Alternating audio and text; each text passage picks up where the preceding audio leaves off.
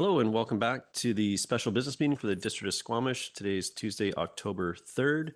We are now on to item 6, staff reports, and we have Mr. Russell. Over to you. Or Ms. Boxford, whoever wants to lead us through this.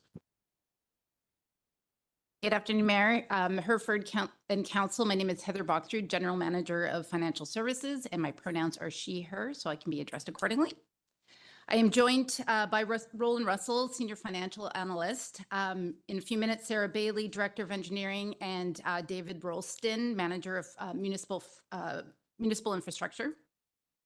As well, we have several budget managers in council chambers as well as online to support council with any questions. Seems to be an echo. No, we're good. We're good. We are here today to present the proposed general fund special operating projects and a recap of the general fund capital projects that were presented to council back in July 25th. The staff recommendation before you today is that the District of Squamish include the special operating projects presented in this report into the 24 to 28 financial plan, and that the District of Squamish include the capital projects presented in the report in the 24 to 28 financial plan. Next slide. So in terms of agenda today, we will provide a brief reminder of what we are, where we are in terms of the 24 to 28 financial plan timeline and the district's advancement towards a long-term financial planning approach. Mr. Russell will walk us through the proposed special operating projects for the 24 to 28 financial plan. Ms. Bailey and Mr. Rolston will walk us through the prioritization methodology utilized for the 24 to 28 capital plan. And then Mr. Russell will take us through a revisit of the capital plan details. Next slide. So in terms of the overall financial plan timeline, as you can see on the timeline above, with today being in red, we are currently about halfway through the financial planning cycle for the 24 to 28 financial plan. It's quick. The district is in our third financial plan cycle, where we have been making considerable efforts or considerable improvements and steps towards long-term planning.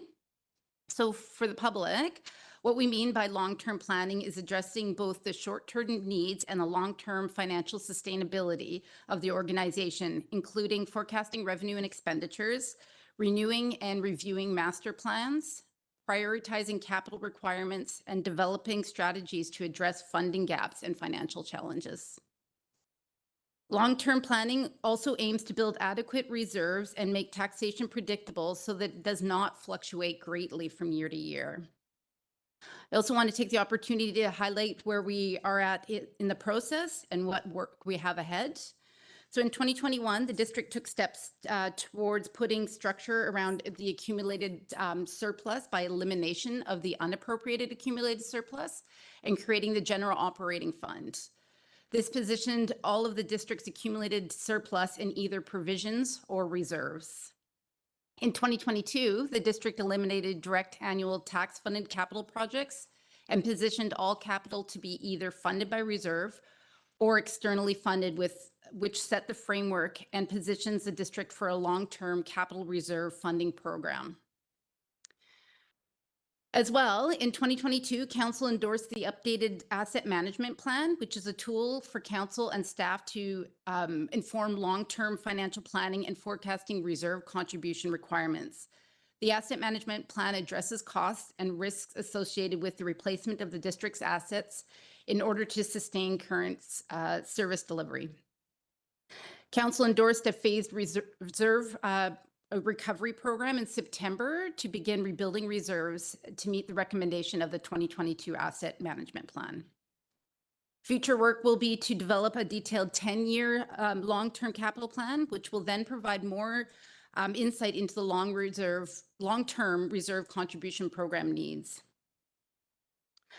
To note, the last three steps are iterative and require revisiting on a regular systematic basis in order to ensure adequate reserve contributions to support the long-term capital plan. Next slide. So extensive feasibility, risk profiling, and prioritizing has been completed to inform the 24 to 28 capital plan. In particular, the engineering department championed an audit of master plans of capital works and reprioritized several projects based on master plan audit results, risk, life safety, legislative requirements, and the district's strategic plan. This work accounts for the majority of the capital projects in the district's capital plan. Although similar work was done by other departments, the district is working towards a consistent and comprehensive prioritization methodology that can be applied across all the district's capital planning spectrum, noting that the engineering department is responsible for the largest portion of the capital plan currently. The prioritization process is complex, and it is important to understand the district is structured into 4 separate definitive funds: the general fund, the water fund, the wastewater fund, and the solid waste fund. These 4 funds are legislated separately, revenue is raised separately, and each fund must pay for its respective costs. Funding is generally not interchangeable, therefore prioritization of initiatives must be conducted within each fund separately. The funds are legislatively permitted to borrow from one another. However, this should be reserved for critical infrastructure needs and when one fund is deficient and the other is plentiful. Ms. Boxer, so I've just been alerted that we're having a problem with our live feed, and we'd like to take a recess to have that addressed so that we're those that want to tune in can do so. So, is 5? Are we realistic? Should we do 5 minutes and check in, or do we need a longer one to start? It shouldn't take much time, but 5 and check in. Okay, so we're going to do a 5-minute recess now, so come back at 1:45. And apologies to everybody, but we'll get that technical issue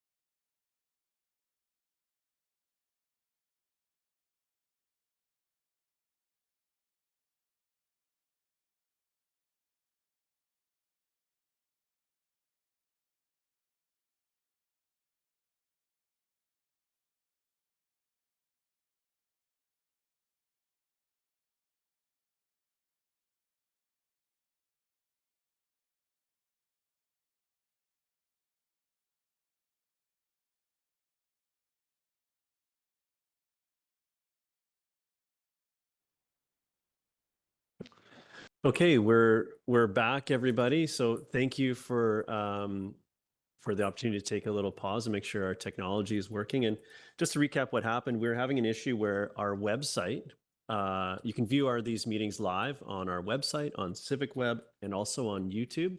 And the district website portion was not streaming through. What we've said so far has been recorded and worked on 2 of the platforms. So we're going to restart from where we were. And there's no issue with the recording of the entirety of the meeting. So we are back operational, or at least have been able to redirect folks to where we are operational. So we're good. And thank you. The floor is again yours. Thank you, Mayor Hereford. I will start where I think there's a natural break here. So funding is generally not interchangeable. Therefore, prioritization of initiatives must be conducted within each fund separately. These funds are legislatively permitted to borrow from one another, however, should be reserved for critical infrastructure needs where one fund is deficient and the other is plentiful. Long-term financial planning is critically important when interfund borrowing is conducted. As well, within the general fund, there are several provisions and reserves which further restricts what those monies can be utilized for. Further, staff have ground truth staff capacity, and initial indications are the capital plan will require additional staff resources to complete, which will be primarily funded by capital programming. The staff complement was endorsed by council to include in the 24 to 28 financial plan at the general fund service level change budget workshop on September 26. So as noted, Ms. Bailey and Mr. Rustin will present a few slides on the prioritization work they've conducted. And with that, I'll hand it over to Mr. Russell.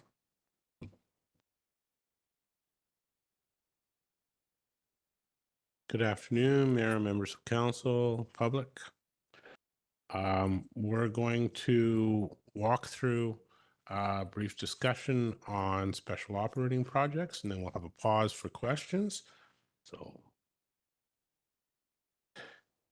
with respect to special operating projects, I'm just going to highlight 3 of our new projects. Agri-Foods implementation. This is a multi-phase project, and what has been brought forward this year is phase 2. As you can see, it's an extension and implementation of Food and Farm Hub feasibility plan. Next, innovation capacity development. So an extension of the work that had been undertaken by the Economic Development Group. And the third project we wanted to highlight is the All Ages and Abilities Bike Route Study implementation. And this is an active transportation project that's being undertaken by our sustainability group in coordination with the active transportation people. We have some changes in existing special operating projects. These will be projects that were underway, and we've made some changes. So with respect to the Community Energy and Emissions Plan, the program was originally scheduled to complete in 2024, and the change that's being presented in the 24 through 28 financial plan is to extend that plan and have this project to continue onward through the remainder of the other 5 years. And with respect to the Cheakamoose Confluence Sediment Removal Project timing has changed, and the project has been delayed from 2024 to 2025. There are other minor changes to projects year over year, but these are the larger ones that we wanted to highlight for council. We wanted to highlight some climate adaptation projects that we are undertaking this year. And in fact, these are ongoing projects that we've been undertaking for a number of years. The Fire Smart and Community Resilience Program, Community Energy and Emissions Plan, I should say, and also the Home Energy Retrofit Assistance. And so all of these projects assist us with our ability to provide services for the residents to adapt to climate change. Just wanted to briefly touch on some highlights related to the total cost, the overall cost of our special operating project program, and to highlight some order of magnitude items. So first line that you'll see is states externally funded, but I will speak to that directly in the next slide. But as you can see, that first line dominates our total projection over the next 5 years. I should highlight, and I will, that those projects are pretty much all new this year.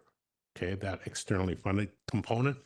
And speaking of which, we'll just give you a hint as to who they are. That externally funded component is made up of approximately $6 million CMHC housing project, and that's anticipated to run over the next 3 years.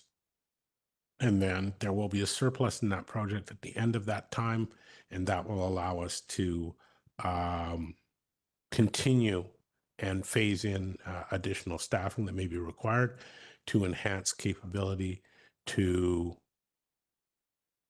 I was going to say build more houses, but it's permit more houses to be built would be more accurate. And the second one is the wood fiber LNG project, along with Fortis Eagle Mountain gas pipeline. And that project on a composite basis is a multi-phase project. There are different support factors for different components of that project. Overall, over the 4 years that we're anticipating construction to take place in the community, we hope to receive approximately $14 million and redirect that to services within the community. So between those two projects, you can see that that's approximately 20 million of the roughly 30 million that we're planning on spending over the 5-year time frame. And so that's going to be a significant dedication of resources and focus for the organization and for the district. And we're fortunate that we have the assistance of our industrial partners with that. And lastly, I'm finished my discussion on special operating projects, and I'll turn it back to the chair for questions. Thank you. Council, questions on what we've heard so far?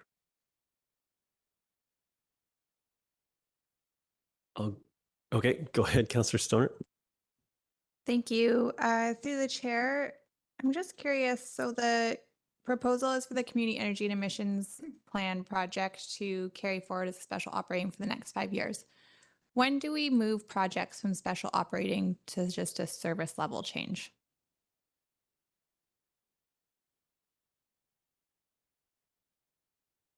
This is going to be a two-part answer. So normally we move them to an overall operating project. We would request a service level change to increase permanent funding to do that.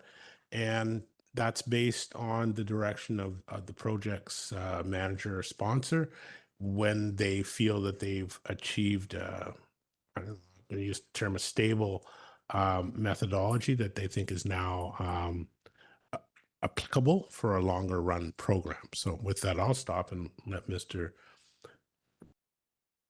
finish. Thank you very much. Ian Pickett's Manager of Sustainability and Climate Change.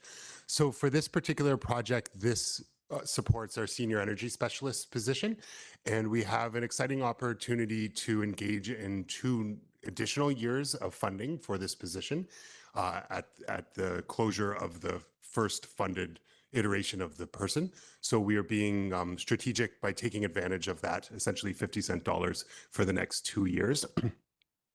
We're hopeful that there could be a renewal period of the next funded position, but essentially when we're exhausted our funding, we will start, before we've exhausted our funding, we'll look very closely to transferring that into a service level change. Thank you. Okay, that's helpful. My other question on this file is the update to the action plan has something in it for 2024 for 45,000, but we know we do that on a regular basis and there isn't anything in beyond 2024. So we expect to have to update those numbers again. Through the mayor, the plan is to update that every 3 to 5 years. So this update is 4 years. So you are correct. Potentially in the final year, you're correct. We should put one in the final year. Thank you. Okay, thank you. Thank you, Councillor Stoner. Councillor Pettingill. Yeah, I think last time we saw some of the special operating projects there, I had some questions about the Squamish and BIA line items and I think sort of understanding the funding sources. I see the Squamish partnership agreement is in these new tables, but the BIA one isn't. I'm just wondering, is that an oversight or is there a reason why that one is not in these special operating projects tables? Through the chair, there are two different project requests. The Our Squamish that you see in the special operating projects is a project that will commence in 2025 and then continue onward. That 2025 fiscal year is the year that the culture group has proposed to redirect all funding and have all funding reviewed in 2024, and then determine who should be the recipients of funding in 2025 and onwards through the community enhancement grant program. The other two items that you saw in the service level change were to bridge the financing for 2024. Both of those organizations were receiving funding in 2023, and we were simply looking to bridge the funding through 2024 so that all of the proponents that might be accepted by council would start afresh in 2025 and start a new cycle. So they are two completely different projects. One is a bridging project, another is a project which would follow on after the bridge is complete. Okay, thank you. Any other questions at this point in time, Council? Go ahead, Councillor French. Thanks, Mayor. I heard Mr. Russell say in regards to that line, CMHC housing project, that there will be a surplus at the end of that project. And I'm curious if you could share a little bit more of what has you so confident about that surplus in this era of high inflation and escalating interest rates. Through the mayor, Councillor French, the budget is based on us receiving a $6 million grant over 3 years, so $2 million per year. And our program spending over the first 3 years is just under $5 million. So we're not planning on spending the full amount. We were planning on using the amount contributing to affordable housing programs, bringing in additional staff, etc.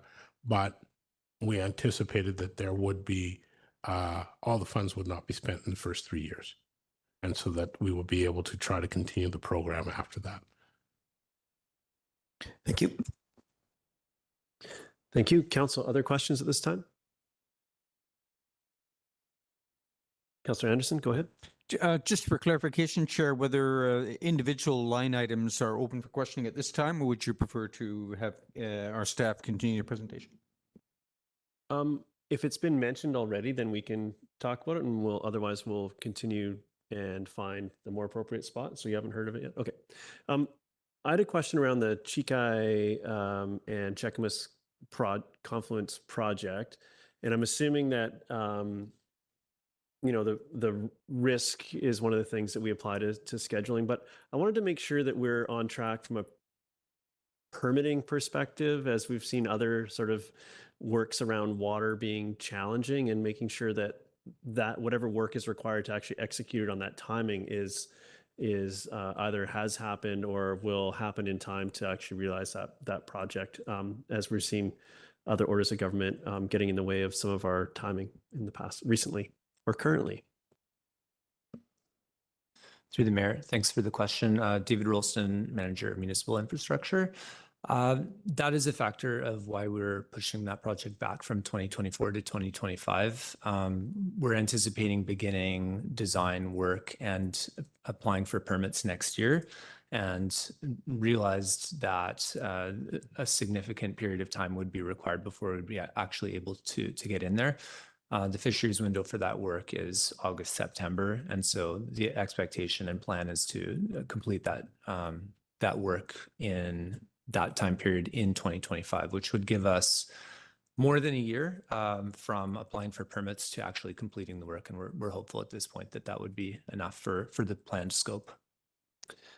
Thank you. And that work, the preparation work just falls into your normal work plan and thus doesn't have its own line item, rather than the project being broken into two pieces from a funding perspective, which we see sometimes as well. So I just want to make sure that we're accounting for that on all fronts. Through the chair, my understanding, I don't have the budget in front of me, but was that we had a design budget in 2024, some portion of that budget. So I believe it was split out over 2 years in order to allow the preparatory work and applying for permits in 2024. Okay, thank you. So that's half the equation around the permitting and design and permitting. The time sort of projected for that permitting piece, is that posing any risk we should be aware of at this point? At this point, we're thinking that 1 year will be enough. We're not building infrastructure. We're removing sediment and gravel from the confluence, primarily above the high water mark. So we're thinking that that should be sufficient at this point. Okay, thank you. If there's no further questions from council, go ahead, Councillor Stoner. Yeah, thank you. Through the chair, a few other pieces, and this is all of the special operating, right? Yeah. So on the affordable housing piece, we did receive a request from the Squamish Community Housing Society, and I appreciate that in the breakdown of the Housing Accelerator Fund that there's consideration of providing some of that budget to the Housing Society. But in their budget, they're also looking for some certainty, and we don't know if we're going to get that grant yet or not. And so I'm just wondering how we would consider if there's an option to provide some of that certainty for them if that Housing Accelerator Fund doesn't come through. Thank you for the question through the chair. So in terms of providing certainty, there's a couple options, I suppose, is that council could ask for a project that's funded or a subsidy that's funded through the Affordable Housing Reserve, either at this point to be added into the financial plan or at the tying it all together. Now the timing is live with this grant. As far as we know, it could be any time. So it's absolutely the will of council whether or not they would choose to do that. Okay, that is helpful. Thank you.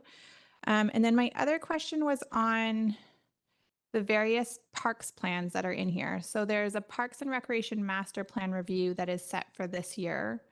And then it seems like that cascades a whole bunch of other park master plans. And so I'm just wondering if somebody can speak to the rationale there.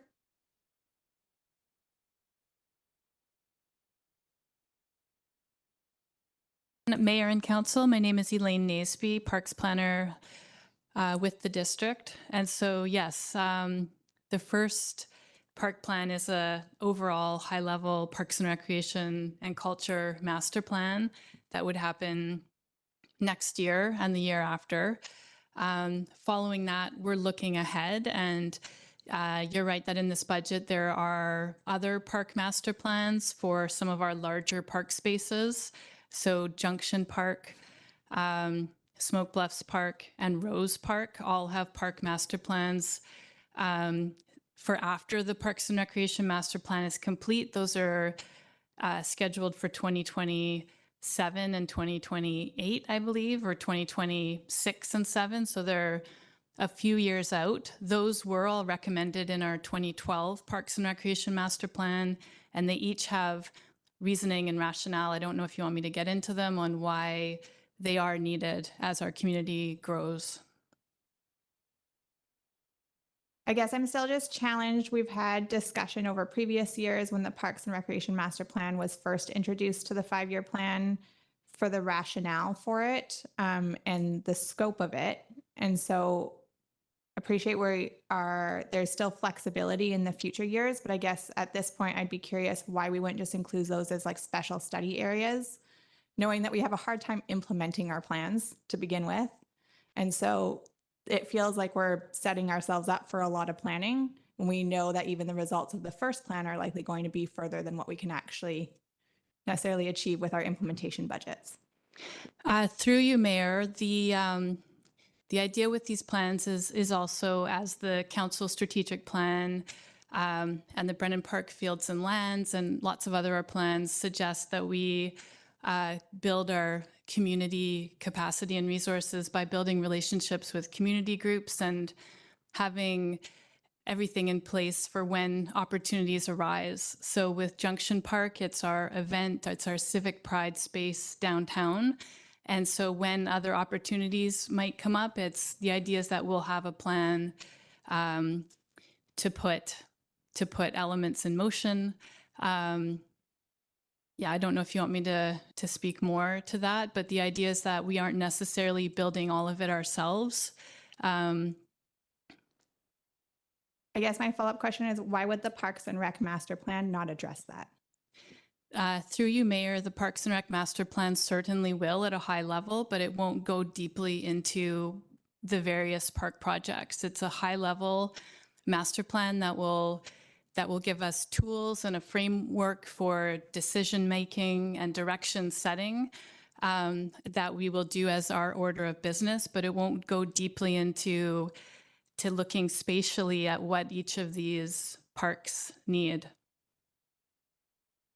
Okay, I'll consider that for a little bit, but I do wonder if it might be better considering some special focus areas in that broader master plan and moving some of that work forward, just to make that master plan actually really meaningful from the get-go. My other question on that particular line item for finance staff is, why is that being funded through the CAC reserve?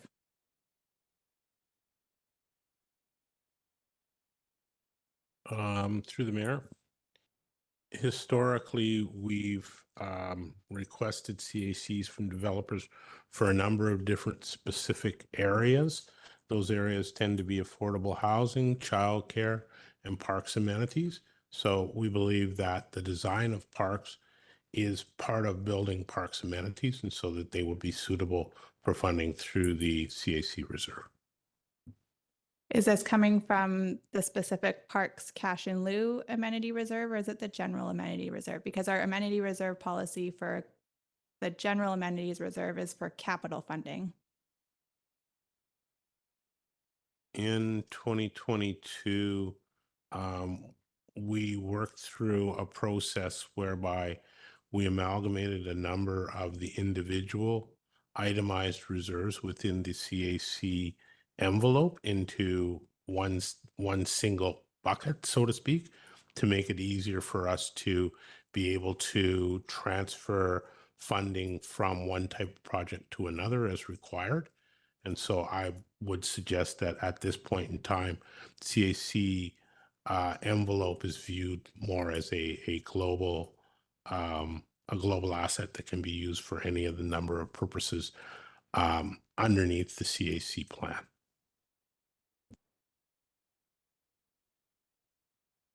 You okay for now, Councillor Stoner? Councillor Pettingill.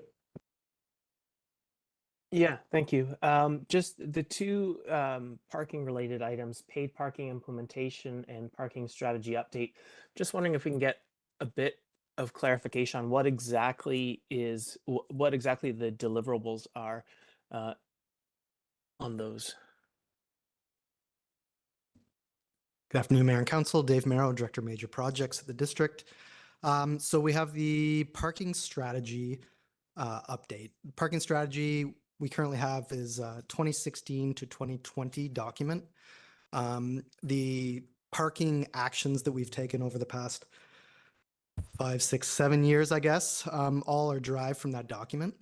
That document's overdue for an update. So in 2025, we have funds allocated to redo or update the parking strategy, which provides, sort of higher level guidance on how the district wants to proceed with managing parking within Squamish.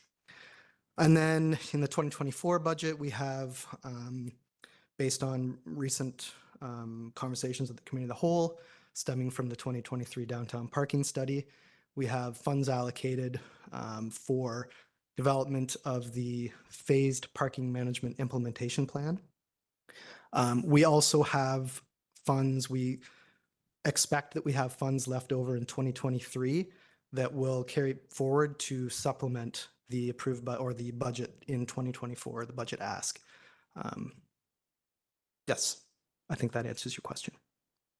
Okay, so if I can just drill into that, the parking strategy update is broader because what we saw a few weeks ago at the committee of the whole was downtown focused, and this is meant to be similar but community-wide in scope. Is that accurate? Through the mayor, yes, that it's district-wide strategy document. Okay, and for the paid parking implementation, I just want to drill in on that a bit. That sounds like it's the more detailed implementation plan, not the actual implementation. The implementation will come subsequent to us spending the 2024 amount. Through the mayor, that's correct. The implementation plan, staff will bring that back to council with recommendations to move forward pending council's decision on that. And then subsequent to that, we would then budget for, the hard costs of implementing that plan. Okay, so we might expect sort of next year when looking at the 5-year plan to see the columns in 25, 26, and 27 filled out to actually fund the implementation for that plan. That is correct. Thank you. And I'll just point out, Councillor, that's pending decisions at this table as well. So, but I'll go to Councillor Stoner. She had her questions on this point, I believe. Yeah, I appreciate that it's still pending decisions for implementation of the paid parking component, but I am curious what it would take to actually move implementation of paid parking in 2024. Through the mayor, staff have done estimates and have some numbers for implementation. We haven't provided them in this budget because it does require council approval still. But staff does have that information. We have a pretty good sense, with the exception of the tourism-focused parking component. We haven't priced that out, but we do have costs associated with other implementation, other components. And do we think the more detailed implementation strategy will take a full year, or do you think that will come to us sooner? And the risk is that you get council direction 6 months from now, and then we have to wait another 6 months before we can implement. And my question here being, from what we've seen, this is potentially an important revenue source for us to offset some of the impacts of the transit increases. And so I am curious how we might be able to expedite this and still allow for breathing room for council to make the decision when they need to. Through the mayor, yes, it is. I mean, we would likely be able to come back in, early 2024, early to mid 2024, depending, with the plan for council's consideration. Obviously, there's competing goals in the strategic plan that we'll have to weigh, but there is a potential. I would say with the implementation plan, when we come back, there will be a consultation and engagement component to that. Once the plan's approved, there will be subsequent engagement. So I'm not sure what the timing of that might be. That will likely be, a few months, which could take us closer to 2025. But point taken, we could be ready to action pending council's approval sort of later in 2024, potentially. Yeah, go for it. And I have one after. The paid parking implementation budget that's there currently includes the consultation cost? Through the mayor, that plus the amount that we expect to carry forward will include likely some initial engagement. As I mentioned, once the plan is, or if the plan is approved by council, it's likely that more detailed engagement would be required to actually work out the details of the implementation. think I have a question. I'll use this maybe example, and there could be likely other examples. This is through to our finance team. When we have something like this, where you've got a project that's going to make a recommendation, is likely going to make a recommendation to council, is going to have budget impact. At what point do you include that, or what's our practice? Is it waiting till the council has approved and not putting in placeholders? And just how do you operate sort of in that space so we can best interpret what we see before us? Thank you, through you, Mayor. Thank you for the question. It really depends on the instance, and it really depends on the impacts. So there could be implications that are staff oriented. There could be implications that are, timelines around RFPs, that kind of thing. So, and if there's a council endorsement that a project will likely go ahead, then certainly we would put that in as for consideration. Something like this could be quite complex and could have some staff implications. The preference would be to leave it out at this point, waiting for that project endorsement. And then we certainly, if it was something that was a very easy to conduct item, we could do an amendment to the budget for expediency. However, that would also require the staff capacity, the RFP side of things. All those implications would have to be flushed out. Yeah, thank you. I suppose I'm just thinking about as we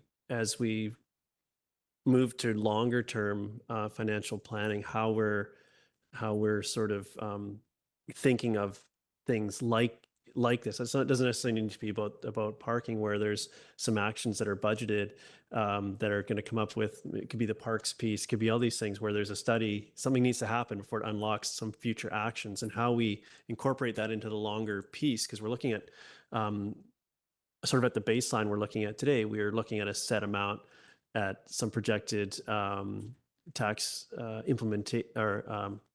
impacts, and I'm just trying to understand what those really mean, with some pieces missing for very good and practical reasons. But how valuable, or how much weight can we give to those second, third, fourth, fifth year numbers, given that there's variables like this floating around out there? And how have you reconciled sort of that piece, and how much of a variable does that represent, or is that up to the discipline of this table? Thank you for the question. So first off, we lean on the strategic plan, which be our first stop. If it's in the strategic plan, then absolutely it can come into the financial plan at that point. Similarly, master plans, when they're in there and they're endorsed, that would give us a very good runway to say that could be in. When things aren't necessarily a part of that, then we would want a little bit more certainty before we start putting it in. Now, future years, there's less of a risk that there's implications in the short term that we can't turn around. But it's not a perfect science. It's definitely looking towards those items, so strategic plan and master plans. Thank you. That helps. Just trying to interpret the extra pieces that we're not seeing here. Councillor Hamilton. Yeah, thank you. On the parking implementation plan, it seems like we're back and forth between what's council endorsement, but we need time to bring something before council to see if they endorse. So there's seems to be a gap here. When would the next opportunity be presented for council to either endorse or not endorse some kind of proposal to give you a signal of what direction to start directing staff? Through the mayor, I would venture a guess that it would be in early 2024. Staff capacity to sort of compile everything, including the tourism focused parking, into an actionable plan. I don't think realistically can be accomplished this fall with current staffing capacities. So my best guess at this point in time, without consulting with the rest of the team, would be early 2024. And do I understand correctly that that would require then a budget amendment if we wanted to move forward in 2024 because we are not putting it in this year's budget, in this current budget. Is that correct? Through the chair, yes, that's correct. We certainly can't action anything that's not in the financial plan. If council were to want to assign money to the 2024 budget in the possible implementation of a plan that we may see in early 2024, is that possible?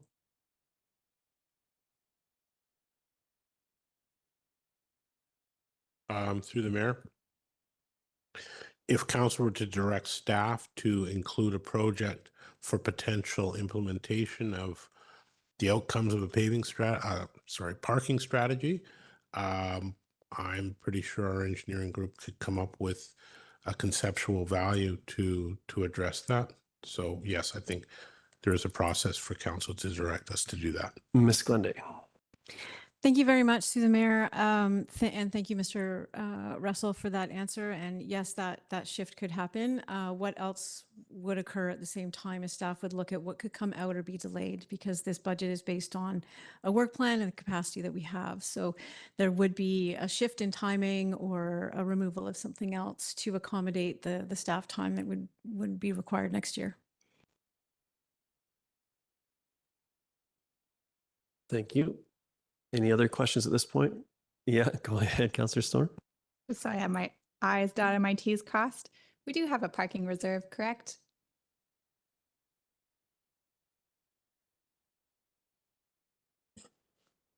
Through the mayor, I'm going to be very careful how I answer this, because the reserve that we have is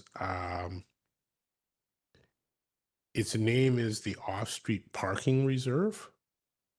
So I think that potentially raises some questions as to whether or not that can directly be used for on-street parking without a change in the bylaw. So it may require an additional step or two from the administration to allow that bylaw to be used to fund on-street parking. And I think, do we know, or could we have just the balance of that fund with that restriction there? And it can come to us a little bit later on. We're going to be talking about these topics for a bit. So if it's not handy now, we can circle back to this topic. But if it is handy, we would take a number. Through the mayor, we can find a number for you at some point. Let's come back to that. Is there anything else before we move on to the next piece of presentation? You have more question? Go ahead, Councillor Storm.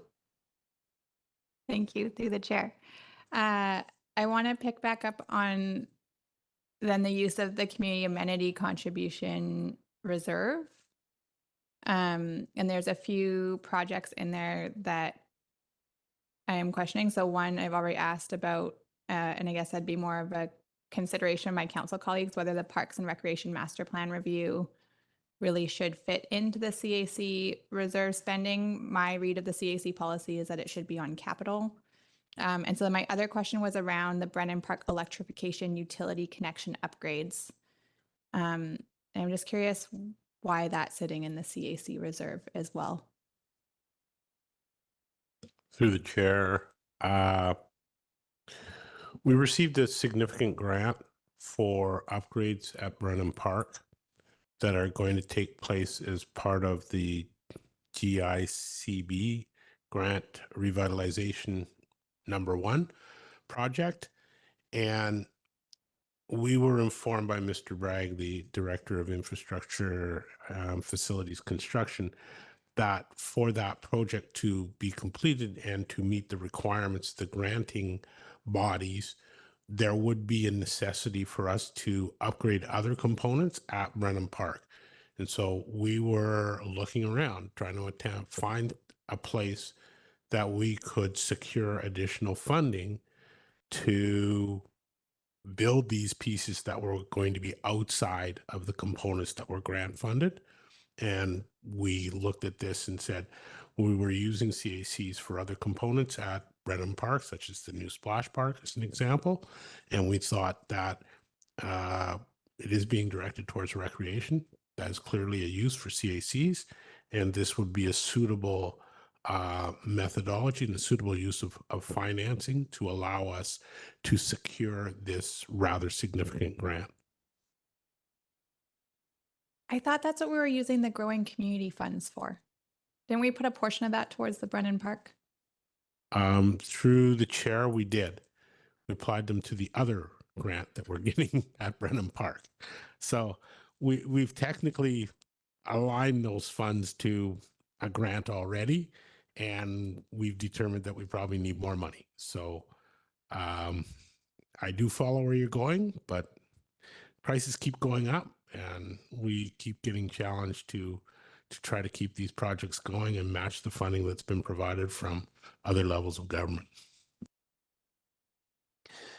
And while I'm looking at that table, I'd highlight for council that the community boat launch feasibility assessment is probably in a similar category to the parking issue, where it's going to unlock the need to expend additional funds somewhere at some point. And there's probably, the budget's probably littered with examples of this. So it's just things to be aware of. I know the start of this conversation was around which fund is funding it, but it highlights another example to me of a similar category of issue. If there's no other questions at this point, we'll continue on. I'm sure you have more for us, Mr. Russell. Oh, sorry, Councillor Pettingill, do you want to, sorry, almost Mr. Russell, Councillor Pettingill.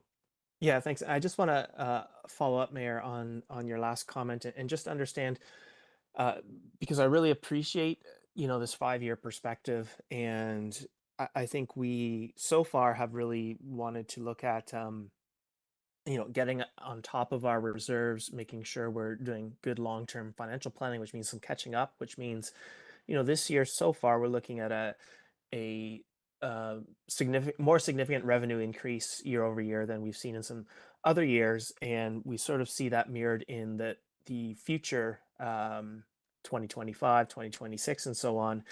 And if if we're comfortable with this year and we're sort of looking at the future years and at a similar level and we have a level of comfort, but if there's significant moving pieces, I guess I'm wondering how do we get some of those, even if it's just rough numbers, in those future years? Because I am starting to wonder now, are we pushing too hard this year because we can do this year's work, but when we get to next year and we actually see the impact of that falling out, just from a capacity and or a funding level, it's comfort level, and so we should actually maybe do a little bit less this year and for future years. So how do we, is there a reasonable way that we can get that understanding, or is that just sort of we're embarking on this more longer term process and we'll refine and get better year over year and we're just sort of in the transition phase and that's the reality? Or is there something more we could be doing sort of now to have that understanding of what the impacts of today's decisions in future years, what those are going to be?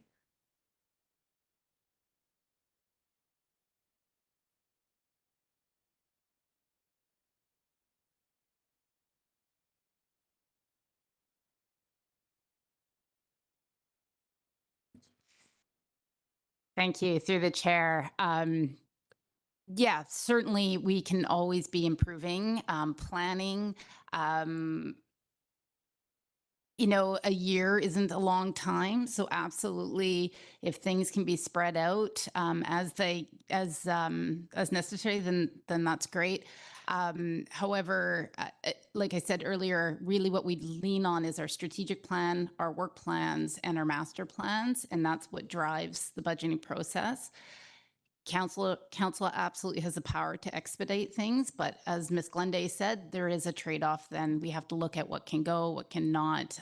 We continuously improve upon our budgeting process through prioritization efforts.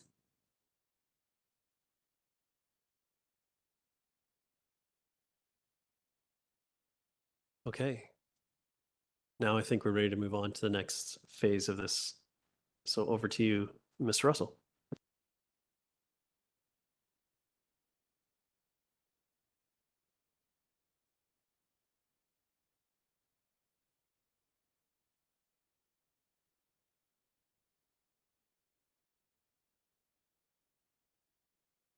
Okay, at this point, we're going to pause and switch seats.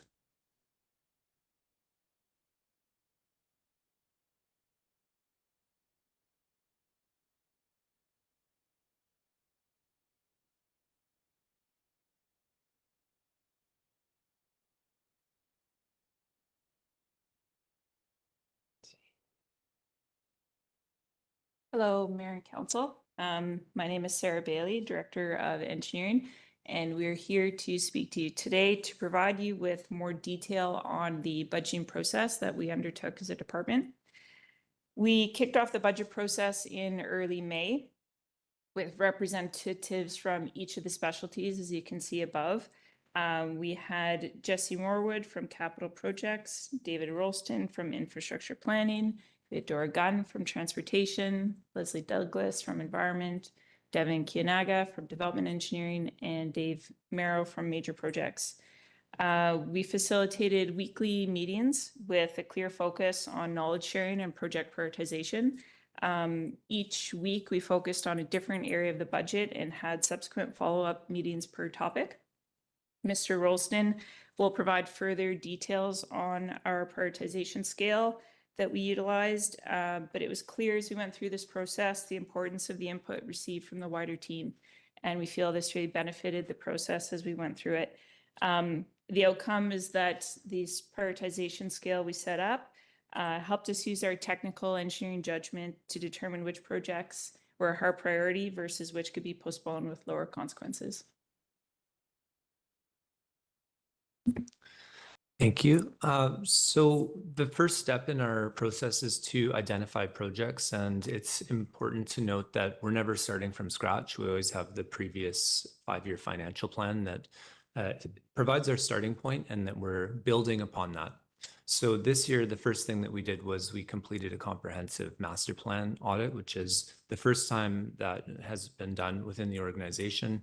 So that included a comprehensive review of 26 engineering related master plans and studies, basically anything that would have a potential capital or special operating project implication. And that audit summarized recommendations, the status of implementation, and any other pertinent information like cost or when a project should be completed by.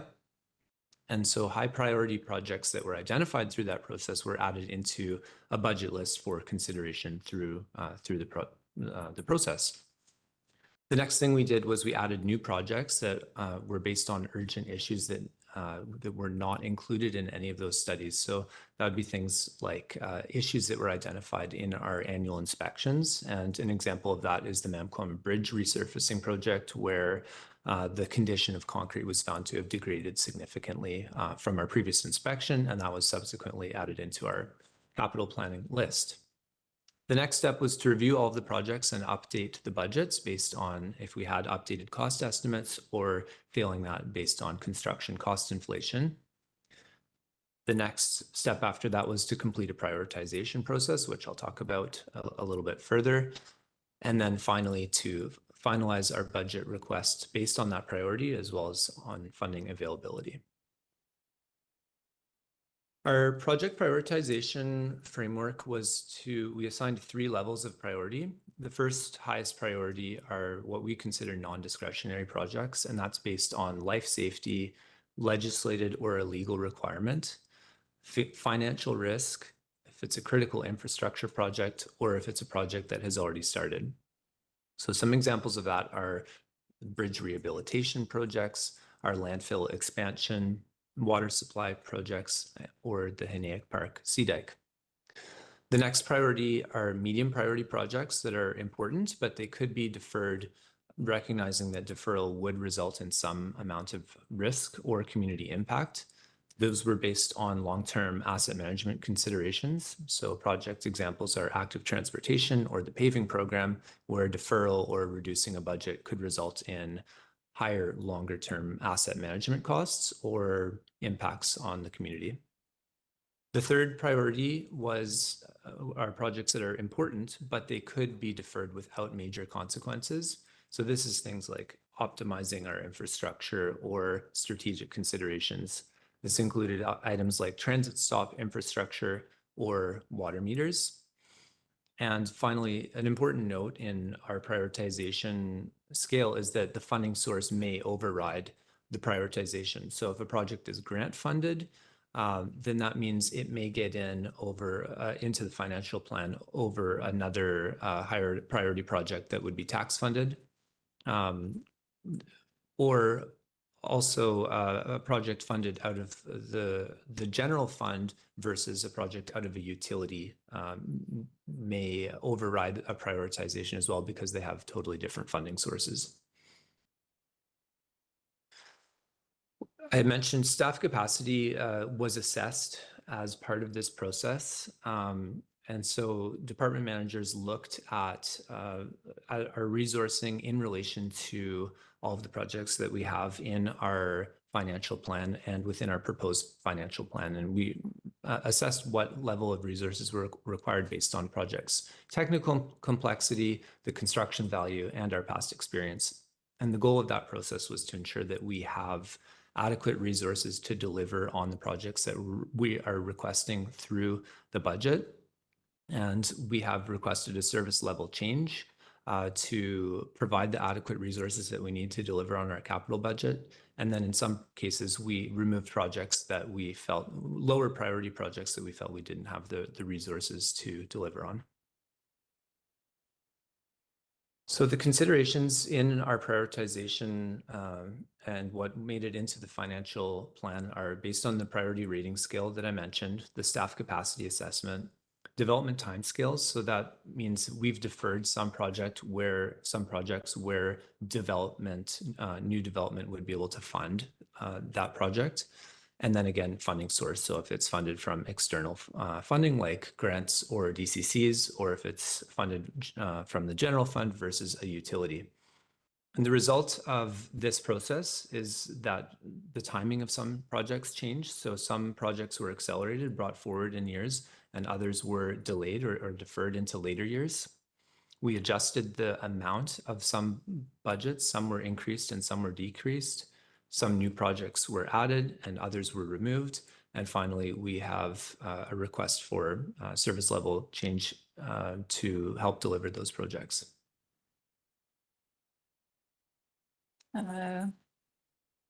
So finally, in summary and next steps, budget constraints will continue to be a challenge for budget managers, but this project prioritization methodology is a tool that will assist with our decision-making moving forward.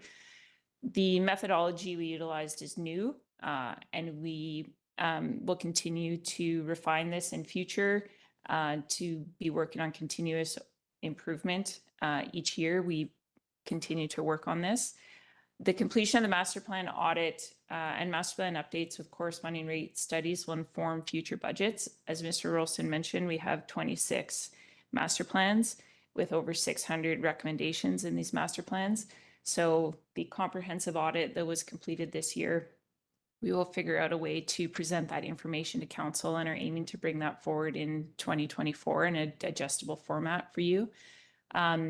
Staff intend to broaden the prioritization approach utilized by engineering and roll out a similar methodology to the wider groups to assist in capital budgeting preparation in subsequent years. So we'll be reviewing the process we undertook this year, coming up this fall, focusing on continuous improvement and seeing what lessons we learned this year so that we're prepared to try and roll this out and take the lessons we've learned into next year for other departments. Thank you. Do you have any questions? Council, any questions for our engineering team?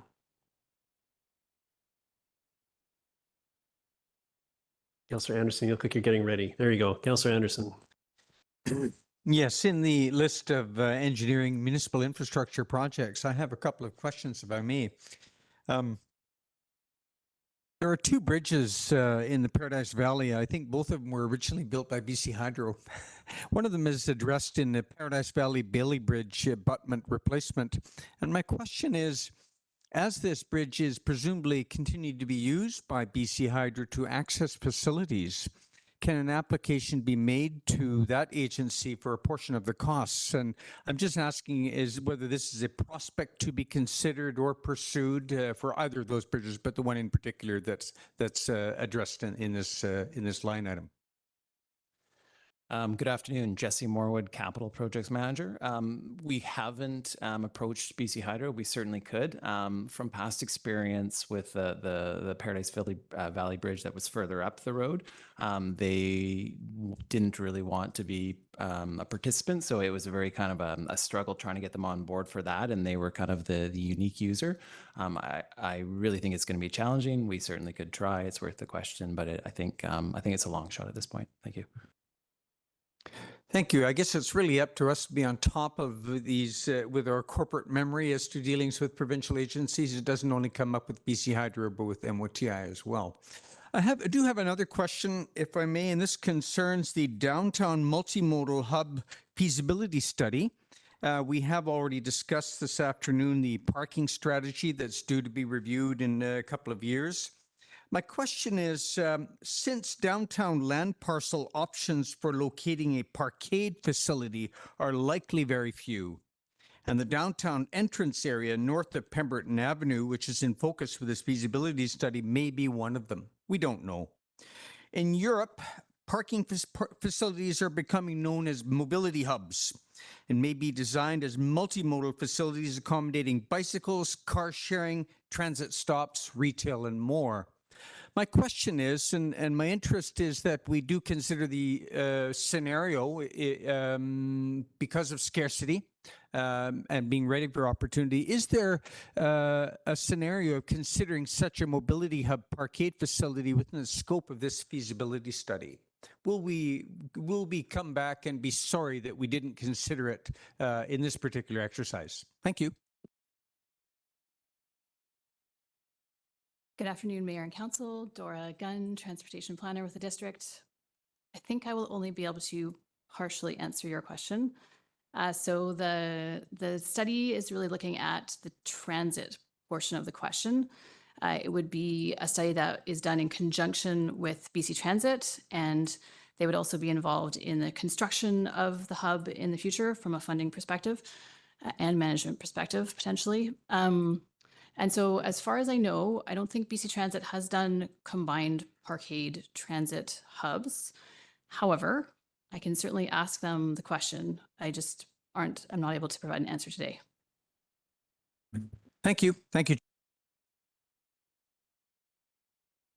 Thank you. Other questions? Councillor Hamilton. Thanks. Couple questions about the staff report. Some of the line items, and I'm scrolling back to it now, have been highlighted in red. What were one of them being the Mamquam Bridge resurfacing? I'd need to be able to scroll to the right place to find out which other ones. Do you know why those were highlighted? Through the mayor, I believe that if Sarah were to go to her next slide, she'd see a pause for a break to discussion around the priorities. And then we're going to loop back into the next section, which discusses the capital plan specifically. So the reason that is the reason they're highlighted, and it will be explained then. And I would just suggest that perhaps these two people are best here to answer questions with respect to the priority matrix that they organized. Thank you. Thank you. Councillor Pettingill, with that, I have you next, or Councillor Hamilton, did you have anything else there? Okay. So Councillor Pettingill, with those comments in mind, would you like to ask your question now, or do you want to save it for next? I'll save it. Yep. Okay, thank you. Councillor Stoner, I saw your hand. Is it for now? Okay, go ahead. Yeah, thank you through the chair. I'm just curious, of the master plans that you did assess, so you said there were 26 that were engineering related. What is that cutoff for them to be engineering related? Because I feel like there are some like planning master plans that are tangentially related to engineering, but maybe aren't wholly so. So I'm just wondering where that line is. Through the chair, it was projects and plans that were initiated and managed by engineering and that we're responsible for the implementation of. So it wouldn't have included a plan that was initiated and led by, say, the planning department or public works or any other department. So real estate facilities master plan, parks and rec master plan, those would not be included. That's correct. Thank you. And just while we're on that, I'm curious about the master plans themselves and sort of like what a close look at those, that some had received more attention than others, I'm sure over time, what sort of future work that might have unlocked as you contemplated this. I think you may have alluded to this in some of your comments earlier, but can you speak more to what other outcomes there are from this exercise besides the recommendations for this budget? Through the chair, Ms. Bailey mentioned there was over 600 recommendations. So the scale of work was certainly eye-opening as to just how much work there is out there to be done. So I think that was certainly one learning. Between the various master plans, there are varying rates of implementation. Some master plans and studies had a lot of advocacy or community education. So maybe some softer items, whereas other master plans had, build a water main from road A to road B. So the variety of recommendations was also notable. But I think really there's so much information contained within that audit that I think it warrants us coming back to council and presenting on that more holistically to really summarize it well. Sorry, I will add to that having this prioritization framework is what's really assisted when we've been looking at the outcome of the audit to try and determine how these things fit in. When you asked about other outcomes, and that's where we're hoping to really broaden this, because if we have 26, and as Councillor Stoner mentioned, other departments certainly have their own master plans, we really want to try and bring forward a structured approach to how we work and holistically look at our master plans and what we want to choose to implement. Master plans are conservative by nature, so that's where we are inputting our technical judgment into this process and making a determination whether or not we actually want to take on those 600 recommendations. And in many cases, we're choosing that they're not a priority and that will likely be left to the side to maybe be addressed in future master plans. But that's a process we're continuing to take moving forward. Well, thank you. I'll just say I feel like this is a extremely important step that, and thank you for taking that work on. And I certainly am not going to question the prioritization given the amount of work that it took to get to this point. So, but I think I didn't see anything else from council at this break. So, but stick around. There may be something. We may have something that falls back into your realm shortly. But I'll turn it back over to. We'll switch gears. Is it back to Mr. Russell and Ms. Boxford?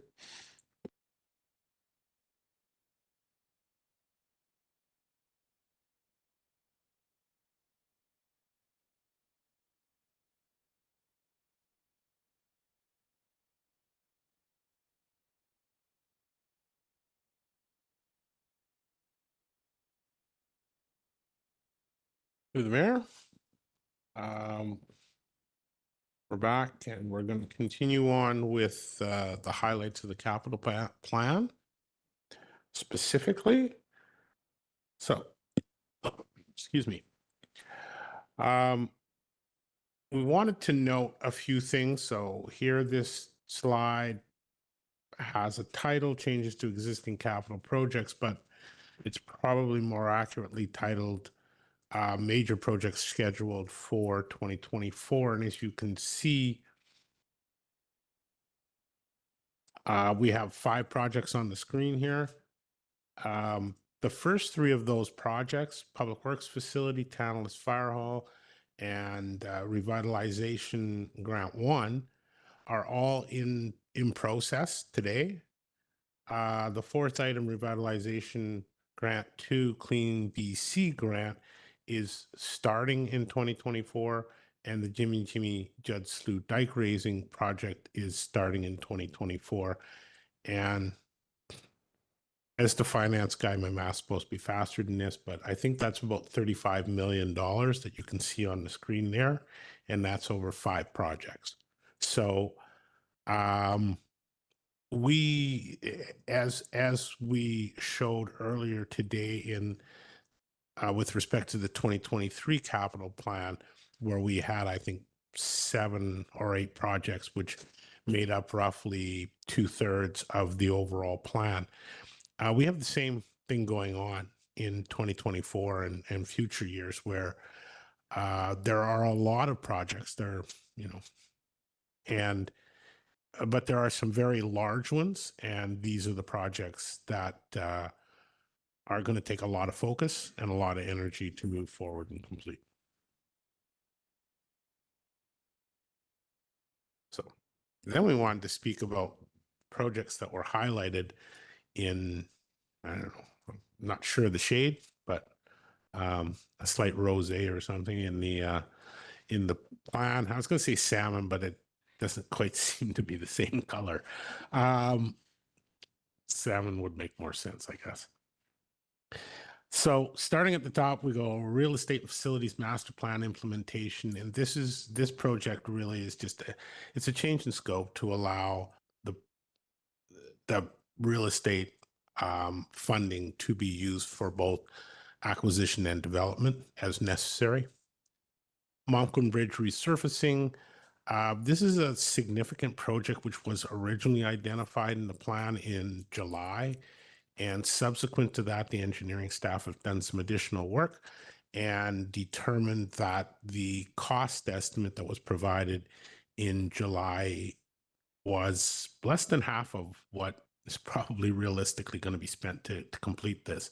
So again, an example of us undertaking projects based on priorities that we know need to get done, but cost escalation coming back to dramatically adjust the values required to keep a project on track.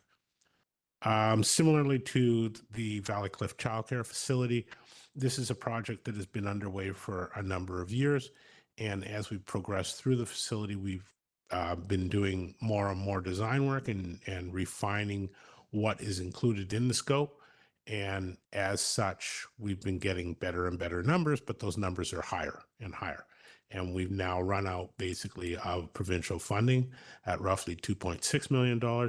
And so we're going to need to cover off the rest to get to approximately $3 million in total funding to complete this project. And lastly, the last major project that we wanted to identify was in the original plan, there was a DCC funded project for the Loggers Lane for the upgrade on Loggers Lane from Pemberton to Vancouver Avenue to upgrade that stretch of road. And engineering has determined that they need to do a little more work before that project should be included in the plan. So they've asked us to take it out at this point in time. So those are the major changes from what you saw in July. This gives a quick highlight of overall costs for the general fund capital plan. And I should note that that $160 million over the 5 years and the $54 million in 2024 refers to the portion supported by the general fund only. It does not include the utility projects. Okay. And this is a brief slideshow. So we're back to the discussion period. Thank you very much. Thank you. Who wants to get started with this portion?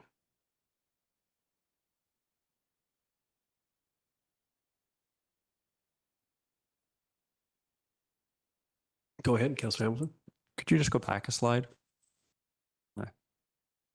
Halfway into developing a question. Okay, thanks. I don't have a question yet. Thanks. Okay, well, there we go. Go ahead, Councillor Stoner. Thank you, through the chair. On your first slide of this section, Mr. Russell, there was an additional, there was $11 million for public works. I want to clarify, is that an additional $11 million? And then also in one of our multiple tables on page 68, there's a shift of $4 million from 2024 to 2025 for public works facility. So I'm just curious where our budget is sitting at for that project. Through the chair, the $11 million that you see there is the 2024 budget, 2024 only. There is approximately, I don't know, let me think of this number quickly, about another $12 million in 2023. Okay. Most of which will not be spent because the project's been delayed. Okay. And I believe that we're showing in the 2024 through 28 program, I believe the numbers are $11 million in 2024 and $7 million in 2025. So complete $18 million in total. The overall project cost that we're working with today is $37 million in its entirety. Thank you. I see Councillor Hamilton still churning away there on the numbers. Any other questions, Council? I had a question on this Jimmy Judd Slough dike raising piece. I know that a bunch of work's happened in that area relatively recently, and I just wanted to familiarize myself with that. Is this on top of work that's already happened, or is this a different stretch? And is this the beginning of the super dike level of construction that we've heard about sort of coming for a while? The Mayor. Yes, this will be the first stretch of super dike, as the Integrated Flood Hazard Management Plan called it. And it is, so in 2019, the district completed an upgrade to meet provincial standards, which is a 1 in 200 year return period standard. And the next phase of upgrades, which we have applied for grant funding for and are waiting a confirmation on, it would bring it to a 1 in 500 year return period standard, and it would also be wider than the provincial standard. And we're very close to commissioning the rewatering, the large culvert and gate system at the very northern end of this stretch of dikes. So there has been quite a bit of work in the past few years, and more upcoming. Thank you. And I was surprised to see the first piece of the super dike. I understand the risk associated with this particular area from one of the I think it's quantitative risk assessment document. But can you speak to the prioritization of this area going to super dike when there's other areas that require upgrade, and how that prioritization happens inside of your work? Through the mayors. Important to note, this project is contingent on grant funding, which we are expecting, but hasn't been confirmed yet. And the opportunity to receive grant funding was a major consideration for why we're targeting this particular stretch of dike. The grant program required completion by 2025. And the work that we completed in 2019 allows this upgrade to take place entirely within the footprint of the dike. So no land acquisition, very little in terms of environmental permitting. It's essentially a shovel-ready project, which can't be said for a lot of our other flood protection projects, which would have made it ineligible for that particular grant program. So really, we're targeting this stretch because of its compatibility with the grant program. But as you mentioned, the quantitative risk assessment notes that the higher upstream in our dike system that a stretch of dike is, the more important it is because it protects a wider area. So there are benefits to completing this particular area as well. Well, okay, no, thank you. That makes sense, and thank you for identifying that opportunity. It's a big factor. So thank you for that. Councillor Pettingill, I see your hand. Go ahead. Yeah, just a couple things. The new pool, it's 2027, 2028. Two questions. It's the funding sources government transfer, does that mean we are assuming the SLRD will continue funding any changes to the pool? Through the mayor, I'm going to suggest the answer to that is possibly. Given the order of magnitude of the cost of a new pool, that government transfers that we're referring to there would be a significant grant from another level of government. So we would not be anticipating the SLRD put up the potential $25 to $30 million that might be required. Okay, thank you. And I think you answered my other question that the amounts we see here are initial costs, but it's not the whole project. And these are the first couple years of the project, the final sort of, we're not expecting a pool in 2028, but we're getting to work on it. But there's in future years beyond the 5-year plan, a lot more work and expense to happen. Through the chair, that would be correct. I don't have the exact timeframes and final figures in front of me, but my recollection is that probably 2030 would be potentially the opening time frame, something in that order. And I believe we're looking at 25 plus million for either of the pool or the rink at that time frame. Okay, thank you. And you answered my next question, which was the rink. I'm assuming that's just sort of the first year on a multi-year project, and it seems that is the case. So appreciate that. Thank you. Okay, Councillor Hamilton. Thanks very much. So much information, so many lines to look at. As I try to organize and categorize all this information in my brain, I look towards, you've already done some of the categorization. Amazing. You've broken down the subtotal of all the capital projects in categories: growth, master plan, infrastructure, facilities, and equipment. And we've got about 1.8 million going to growth, 21.8 million going to master plan, 10.3 million to infrastructure, 17.2 to facilities, and 3.1 to equipment. The thing that jumped out at me there was $21.8 million is a significant fraction of that, and it's going to master plan. What does that mean? What is that? So looking into master plan, I see things like the new public works facility, that $11 million we were talking to is allocated in the category of master plan. Whereas the Brennan Park upgrade, the electrical upgrade, and the Brennan Park, the 6 or 7 million going to the Brennan Park upgrade are in facilities. How does this decision on categorization get made? And I realize that it's not critically important on the decision of whether to spend that money or not, how it gets categorized, but it is important for me because I need to look at this from a high level and see, are we spending reasonable amounts of money in the different categories of our municipal responsibilities?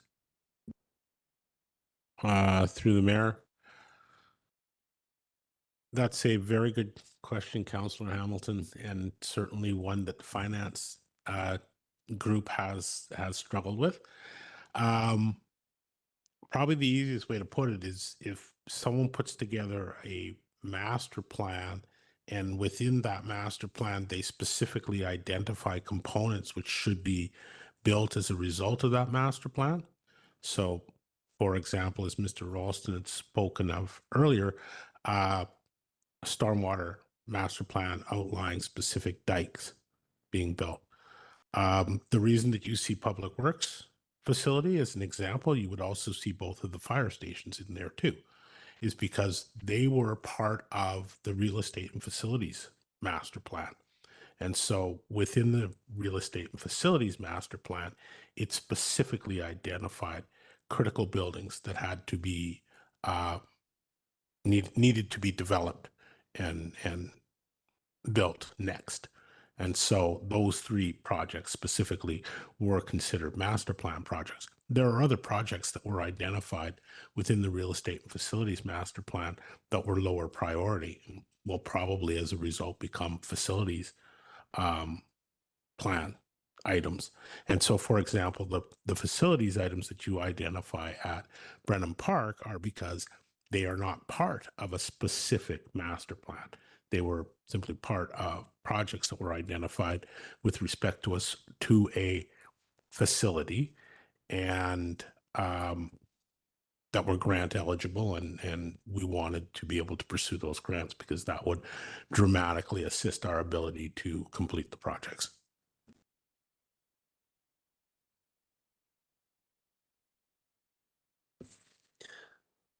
Okay, other questions? Oh, sorry, go ahead, Ms. Buxton. Thank you, through the chair. I just wanted to add another finer point that the categorization of master plan just points council and the community to refer to the master plan for further information as well. So you can dig in a little bit more. Yep, go ahead. Can I don't know how to make a request here. I don't know what the level is here. Is it possible to remove that master plan as a category? Because to me, it's different.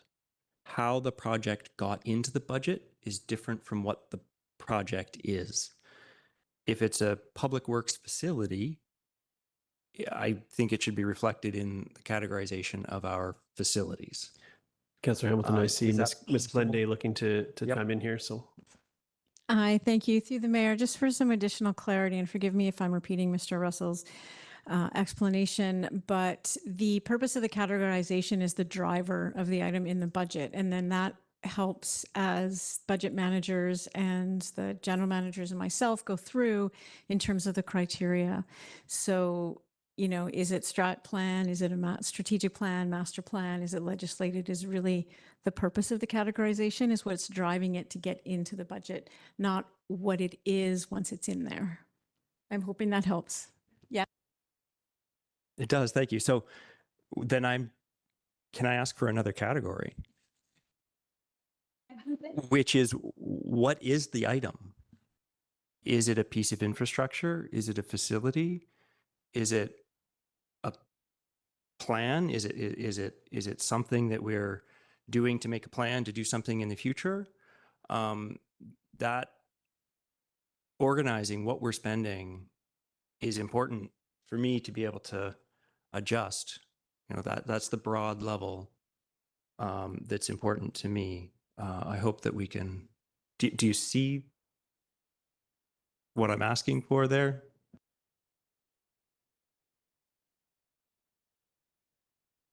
Go ahead, Ms. Glenday. I'm seeing finance nod. We'll certainly take that away and consider it. Thanks. Thank you. Other questions at this point? Go ahead, Councillor Storm. Thank you through the chair. One of the line items that jumped out at me that I hadn't noticed before was the indoor bike park utilities.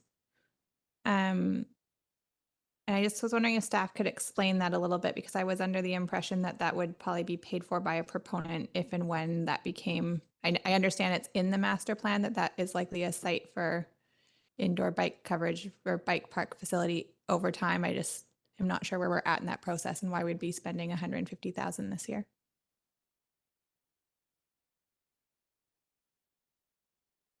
I believe Mr. Bragg is online. To answer your question. Hey, Cal. Oh, good afternoon.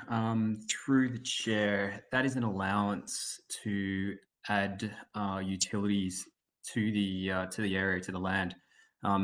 That part of Brenham Park lands there doesn't actually have too many utilities to go to there. There is a cost required to actually get them into place. Who's going to pay for that at the end of the day? It'll end up being a discussion with the proponent if they're going to work as a not-for-profit, if it's going to be a private proponent.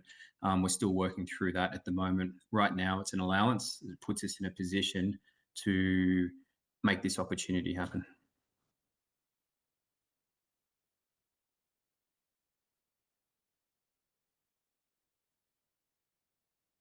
Okay.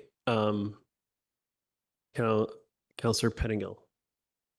Yeah, we've talked, I think I've asked questions about this a few times, but just thinking about it as we're seeing these things all together, with some of the HVAC and energy upgrades, it's not clear to me which ones are electric, sort of low carbon, which ones are higher carbon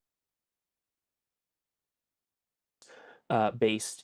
And I'm wondering for the ones that aren't electric, if we're able to sort of understand which ones those are, and some not super detailed, but high level or order of magnitude cost differential. The climate crisis gets worse and worse and worse, and are we really saving by going with the gas? I understand there may be one or two of these where that is the case. Is there a reasonable way to get that information? Through the chair, it's a very detailed answer to a very good question.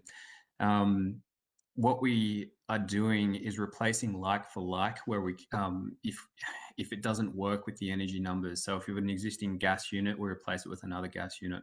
When we're upgrading a facility, we electrify as much as we possibly can.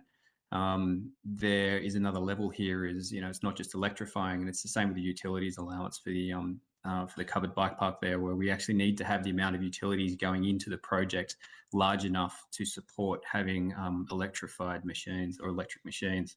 And to do that, the costs are significant. So to answer your question, new facilities are we go electrified. Existing facilities will trade like for like unless we can find a cost feasible option that works with the actual facility itself. So if I follow up though, in the context of our budget, $50,000 to go all electric on capital cost may not be a big deal in terms of our goals. Maybe it's, 100% more than the current gas option. But when we look at everything we face in the context of our budget, that is acceptable. And so is there a way to sort of understand or get a list of, hey, here's the ones where we're going gas and here's the order of magnitude cost differential? Is that, a major bunch of work to get that, or is that something we could sort of have fairly easily to understand? Through the chair, it is a large amount of work to do that because you're ultimately looking at an ROI and all our facilities that we have to convert or not to convert. What we do is we take it by project basis. And I'll give you a good example. The facilities that heats and cools the pool is gas run at Brennan Park. That's relatively new machinery there, and there's no point in electrifying that because the cost we just know is very, very significant. So we look at this on a case-by-case basis. We don't have a facility-wide ROI on the conversion from gas to electric. And I guess where I'm something like Brennan Park, I'm not sure if that one's, I presume if it's like for like, that would be gas again.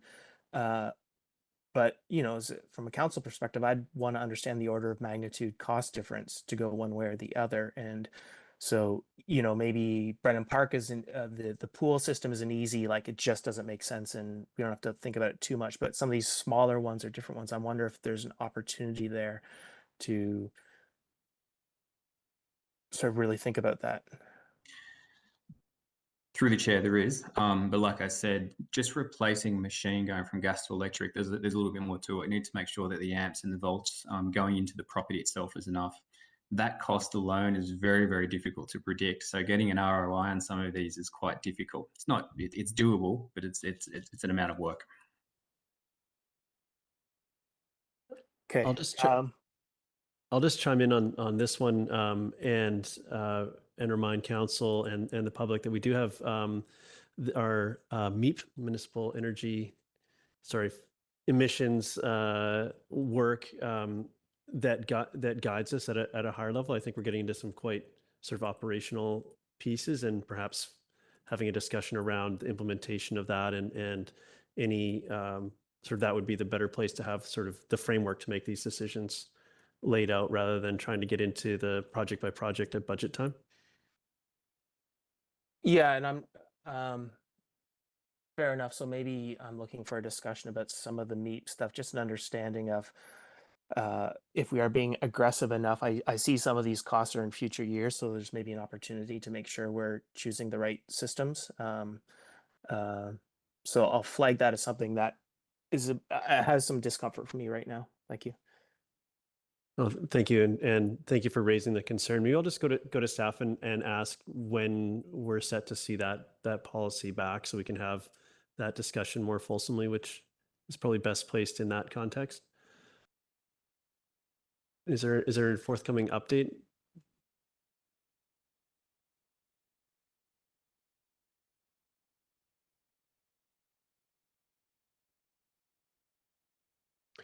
Through the chair, there is not, the MEP itself does not have an update date, but the CCAP update can encompass that. So the CCAP encompasses the MEP. So in the review in 2024, we can look at that in a fulsome way. Thank you. RSVP. Thank you. This room has, I'm surprised there's room for all of us in here with all the acronyms that this room has contains, but thank you for that update. And I look forward to that discussion. Councillor French. I promise, no acronyms. Beep, beep. Okay, so the questioning around the utilities for the indoor bike park got me looking closely at one of the components. Proponent will pay the majority, however, there will be some district utility connection work required. Additionally, Hendrickson Fields requires washrooms, so these facilities may service both projects. And the word may is jumping out at me.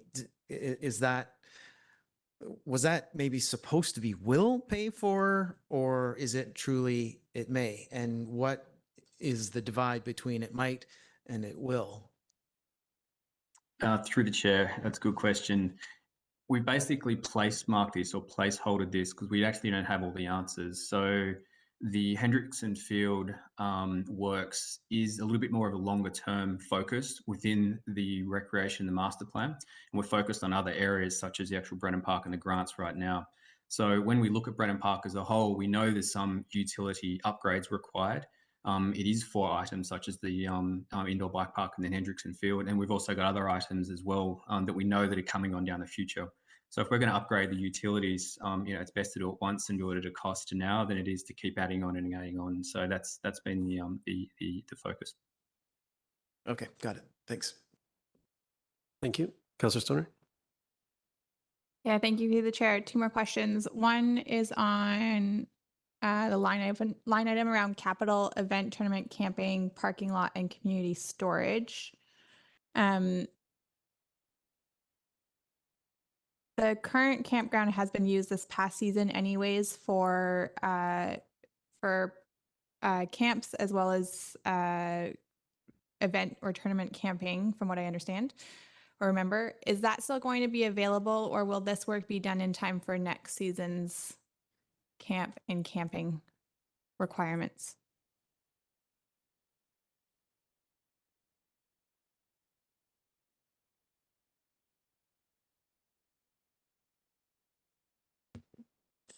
Yeah, apologies. I see James Story is on the line. I'm hoping he can hop on and tackle that one. Good afternoon, through the chair. Bill, I'm not sure that I can answer that one. What exactly is the question again, Councillor Stoner? Yeah, the question is just on timing for the capital works for the event, tournament, camping, and parking lot community storage, and whether we expect, like this year, the use of the existing campground facility was for event camping as well as some like day camps. So I guess it's a 2-part question. One, are we expecting that the new location will be ready in time? And if not, then can those folks use the existing location in the interim? The community storage has been relocated as of now. My understanding is the campground should be available for that next year, but I would have to check with real estate as to their plans for that in the cap. Okay, thank you. And then my other question on another item was, surprise, surprise, the childcare inflation cost. I think I gave you a heads up that I was going to ask about this last week. I am just curious. There is a move where childcare is starting to be taken over by Ministry of Education, and appreciate that we are the lead on this file and that we are kind of partway down the road. Has there been conversations with SD48 about the cost implications of this cost escalation and the reality that it is on their site, and there might be joint responsibility for the cost escalations at this point? Hello, Council. Good afternoon. My name is Sarah McJanet, Community Planner, also the project lead for the Valley Cliff Childcare Project. Through to all of Council, in terms of the cost escalations for the project over time, as mentioned, we have been at this for a little while. So our original application was circa 2019. So through the pandemic period, we have been dealing with many cost escalations due to labor, materials, as well as and the inflationary increases that go with that. In terms of our partnership with the school district, so the project is being co-located at the Valley Cliff Childcare location. The school district is early on in the application process.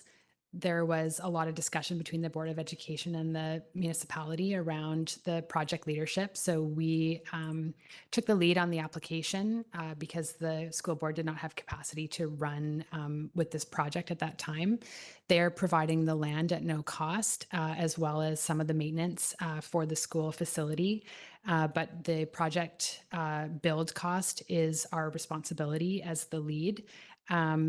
They are aware, and we are presenting updates throughout the project to the Board of Education and looking at ways that we can reduce costs as much as possible as we go through the design, build, and costing stage. But the cost escalations are for us to manage primarily as the lead in the project. We have already, as you know, gone through a cost escalation process with the province to maximize and leverage that funding to the maximum extent possible. And our understanding is that, as mentioned last week, we anticipate that there's no more opportunity to, and we're told last time that we went through the cost escalation process that there would be no further available funding. And that's also in part because the province is trying to allocate those available funds equitably through the province based on projects that have high priority for infant toddlers, et cetera. Last comment is that the school board is under their new mandate with Ministry of Education and Childcare. They're very focused on early learning and integration of school age spaces throughout their school sites. So they are focused on those age 5 to 12 spaces before and after school care, and then working with partners such as Sea to Sky Community Services on delivery of those early learning opportunities wherever possible. Through projects such as this one. Okay, that's really helpful. Thank you. My other question is, have we gotten confirmation on the affordability of the spaces that will be provided? Through to Council, thank you so much for this question. So in terms of the offering of space and the pricing around spaces offered by Sea to Sky Community Services, as a condition of the project funding with the province, the long-term operator, Sea to Sky Community Services, must be in compliance with licensing requirements, and they must offer and provide childcare service to families that are receiving the affordable childcare benefit, as well as apply for and enroll in a variety of operating funding programs that are available right now. So that includes the Childcare Operating Funding Program, as well as the Childcare Fee Reduction Initiative and the Childcare Educator Wage Enhancement Program. And so those operating funding programs essentially reduce the day-to-day cost of running the childcare facility, and they help to reduce and stabilize those monthly fees for families. Furthermore, I'll just add Sea to Sky Community Services, of their 9 facilities, they have 7 programs that are offering the $10 a day childcare currently. Once this facility is open, they would apply for funding for this program as well. And eligibility opens up once the program is open. So they haven't applied yet for Valley Cliff. We anticipate that this would be an extension of those $10 a day sites. Thank you.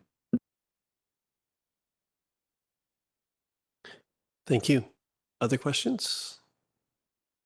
Do you have additional slides for us, just so I can try to manage our time? Are we close? Are we close in, or are we only at the halfway mark and have a little bit of time left? Just checking in with staff. I don't have any more slides through the chair.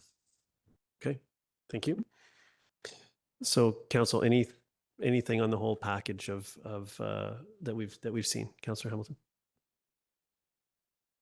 Cost escalations have been a major theme in all capital projects.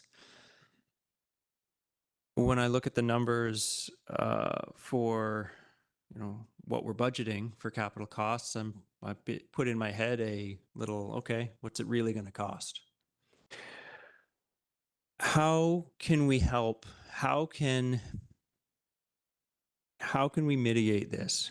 Because once council goes down the decision to start a project, knowing full well that the costs have a high probability of escalating, we have a hard time, or it becomes very expensive to stop a project.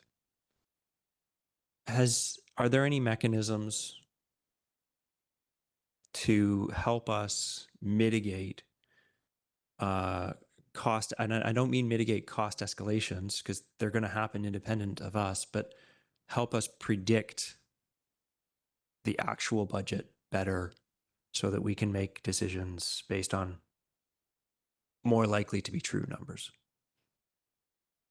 Through the mayor, I could answer a bit of that, but I think it would be more effective to have Mr. Bragg address that. This is what he does, not what I do. Through the chair, it's obviously a very important, relevant, and straightforward question. We recognise this. The standard process of going through construction is, we call it the classes. We go from Class D to Class A for actual numbers here. So Class D, basically, it's a square foot rate, and it's what best estimate at that time. You've got limited details. And then you get into Class A. And I think this is where the discrepancy is in the pricing here. Coming through COVID, everyone, not just us, everyone got caught with the changes from Class D to Class A. There's not too much we can do about the escalation through there, but the actual management of it, we've noted this, and we can dive in with getting details a lot earlier, and it puts us in a position of dragging the Class A as early as we can. There's a little bit more cost up front to that. And we recognise this, and what we've done for 2 of our projects, it's called an integrated project delivery process. And what that does is it creates a report very, very early on, which is called a validation report, which defines the scope. It looks at all the risks and what mitigation options are there, and it puts a price to this scope as well. It's a very well thought of report. And like I said, there's a full project team from architects, builders, engineers, the plumber, the electrician, the mechanics, mechanical, sorry. Everyone's involved in it very early to try and mitigate and reduce the change from Class D to Class A. And we also put realistic contingency numbers in there as well, whereas say 5 or 10 years ago, it just wasn't as detailed. So there's a combination of things. Council, there is a lot involved in this. We've recognised this. 2 of our projects have gone integrated project delivery, which is called IPD. And what that does is there's a lot more people involved, and there's a lot of the people who are involved in the project are also at risk at the table as well. So if there's any mistakes or any cost overages, then they end up getting less of a profit at the end of the day. So there's lots and lots of levers to pull here. IPD is one of the main levers that we're looking at, and that gives us some cost certainty for the project. In a nutshell, I hope that explains it in one way. Is the Public Works facility and the childcare facility, the Valleycliff childcare facility, are they both IPD projects? They're not, through the chair. There's nuances as well. So anything, say, under $10 million, IPD doesn't really get a lot of efficiencies there. Anything over $10 million, it does. So the childcare facility, it's probably better to run it as the traditional construction management style. Public Works, we started the process before IPD became an item. Having said that, the fire hall number 1 was a construction management one, and that was basically run once we got Class A. We actually stuck to the budget through construction. It's just that movement from Class D to Class A that we need to work on. So to answer your question, Public Works is the standard construction management system, and so is the childcare. And of the major projects that we have starting but not yet started, Brennan Park upgrade comes to mind as a major piece. What are the pieces that you feel have greatest susceptibility to major cost overruns? Through the chair, that's a good question, and you pointed to Brennan Park. When we have new buildings, there's less risk involved in that, and we can identify the risk nice and early. So with new construction, you typically have less cost overages based on that. When you jump into an existing building such as Brennan Park, where you've got hazmat items, you've got items in walls that you don't know, there is a larger tendency to go over budget in those situations if you don't allow for a contingency up front, and if you don't go through those details up front more so.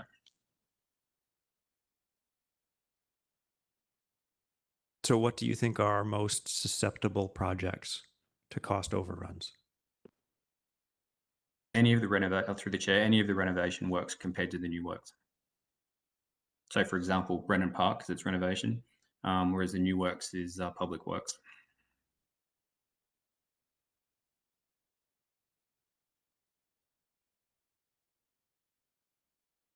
Sorry, comment on that. Considering the cost escalation on public works, it scares me to think that we're more susceptible to escalation at Brennan Park than public works. Through the chair, it's due to the nature of the projects. Like I said, there's more unknowns in renovations compared to new ones, so correct.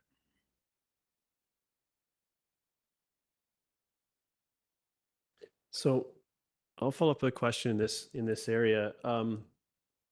In putting together the budget request, we've obviously learned from the escalations we've seen so far, and in coming up with the costing, how are you sort of accounting for those cost escalations that we've seen? I hear in some aspects we'd be taking on a different construction management method to try to lock it down early. Are you increasing contingencies, which is perhaps a challenging thing to talk about if we're going to put them out to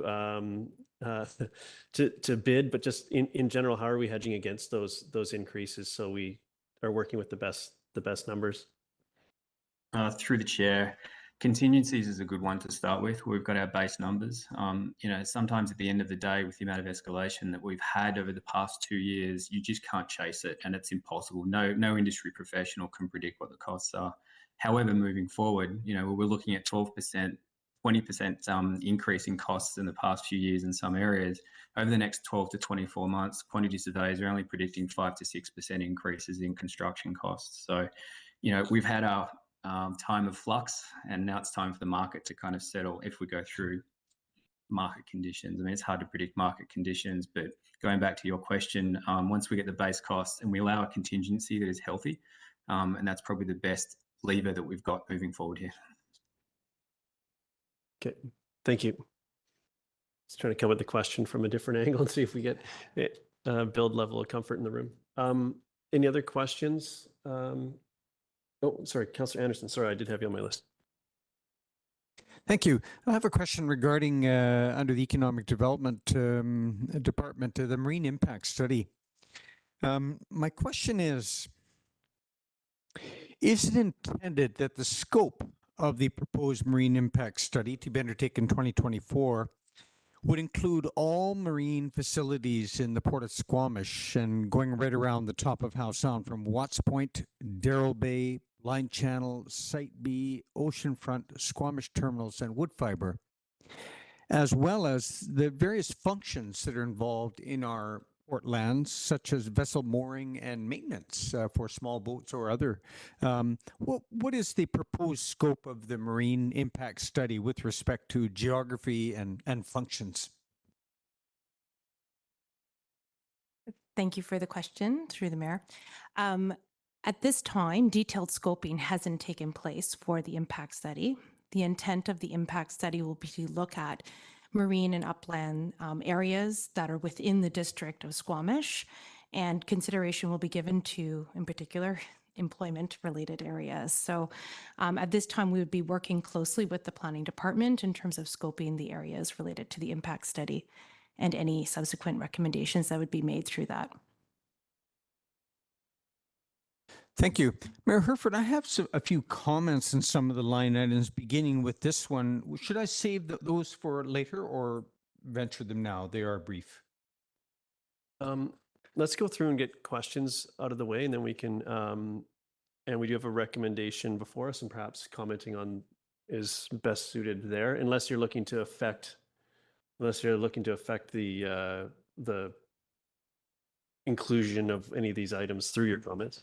Perhaps I will venture a comment at this point for Ms. Mulligan and our planning and engineering staff. Indeed, one of the reasons why I'm asking about the scope is that I think that we should be aware of the global picture of our harbor. Earlier this afternoon, we discussed the Loggers Lane to Pemberton, from between Pemberton Avenue and Vancouver Street upgrade, and more perhaps design work going to be happening on this. About starting in 2005, the federal government and the provincial government have had port strategy, gateway strategy agreements, which have been renewed periodically, and the funding envelopes that we might apply for, and we never have, have different names. And quite typically, some of the port strategy projects that other communities are applying for are things like truck routes and different access. And in fact, North Vancouver got a bunch of money for a new bike lane alongside a truck route. So one of my motivations for asking about the scope of the marine impact study is that we might consider, let's keep in mind that we are a port community and we have always been leaving money on the table with respect to these funding envelopes for ports transportation related infrastructure. I pointed this out before. One of the reasons that we get overlooked and overlook ourselves is that we're not a port authority. So we kind of fall off the table in that regard. But a proper impact study could have a real impact in our reminding ourselves and reminding other agencies of who we are and what we might be able to do for the marine world. Thank you. I guess I'll follow that up with a question. Just maybe stay there, Ms. Molly. How did, if the project hasn't been fully scoped, how did we arrive at the budget ask? So I understand there's obviously some preliminary scoping, and could you speak to that so we can better understand what may or may not end up being in the scope, the full scope at the end? Yes, thank you for the question. So in terms of the current impact assessment planning, we've actually looked at previous impact assessments that the district has completed for other sectors and evaluated based on that in terms of determining the different components of what we would want to study. So how we would undertake the study itself and those different components that we would measure. So it's if we were to use construction planning or management terminology, you're kind of looking at a Class D, Class C at this point in terms of scoping that. And I just wanted to also indicate that it's reliant on grant funding. Thank you. So the scope would be potentially crafted in such a way to be give it its best shot through the grant funding process? Okay, I'm seeing a nod from our team. Okay, thank you. Any other comments? We do have some motions if we're that far, but sorry, so Councillor Stoner and Councillor Hamilton as well. Yep. Yeah, thank you. I want to go back to the CAC expenditures. So last year was the first time that we started using and applying our CAC. So this is why I think I'm challenged with it. It came up in conversation last year in terms of not really having a strong policy about how we actually decide if we're going to put it towards arts and culture or recreation or something else. There is fairly strong language that it should go towards capital investments. And I think typical good practice for CAC spending is that you end up delivering something for your community that gets them a little bit more excited or sees the benefits of growth. And so my two questions are, one, based on the list here, there are a number of projects that I think don't necessarily meet that criteria. And I wonder how we go about fitting that square into the round bucket. And then my second question is, where was it? We'll start with that one. I'll remember what my second one was in a second.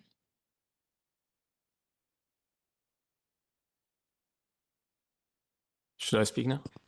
Through the mayor. So we are planning to revisit the policy of how we spend the community amenity contributions after the update to the current policy is done. Right now, the policy is fairly flexible. It says that we should be spending it on capital projects in critical facilities, active transportation, and parks. And so we see the planning documents required to make those expenditures as part and parcel of those projects. Essentially, we can't, without going through the design process for a specific park, we can't come up with a capital amount that we would be spending it on. But we are planning to revisit this particular item in next year. The one thing I will say that the policy we have now does state that those are the categories where we should be spending it, but council can approve a different approach. So that's where we are. Okay, that's helpful. And an update on the policy piece. I think one of the challenges is if we look at the current reserve, we're proposing to spend 90% of it this year. And so there will hopefully be more CAC coming in, but it leaves us in a bit of a void of spending what we have in the bank without that policy. And so my other question is, how have staff prioritized, if I look at the Brennan Park and Brennan Park Fields and Lands Master Plan, there's a number of actions there that are in the short term that are not being presented here, whereas there are some in the medium term that are being presented here. And then how have we balanced the need for recreation versus arts and culture spending in the CAC policy?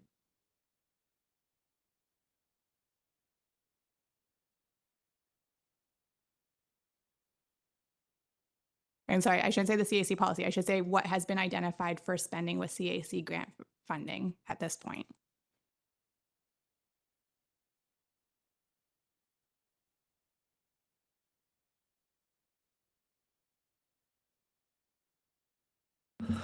Through the chair, within your package, there is a chart on community amenities reserve continuity schedule, which I believe is page 99. That outlines the amounts that have been specifically identified within the 24 through 28 financial plan to be funded from community amenities. As you can see, we've not, although the funding is fairly heavy in the first 2 years, it's limited in years 3 and basically doesn't exist afterwards. The reason that it goes away effectively is because at this point in time, we do not know the level of ongoing funding or ongoing receipts we will have for CAC. So we don't wish to make commitments for money that's not there. Yeah, I appreciate that perspective of it in the long term. I'm curious about what has been proposed to use the CAC reserve this year. To me, feels out of step, and this is maybe just direction that we need to test as a motion, but feels either out of step or not fully articulated as to why some projects are being brought forward versus others. So we've really heavily invested in tennis and pickleball, and we're adding 2 additional tennis courts over the 3 years. That's $1.5 million almost, but we don't have anything in here for arts and culture.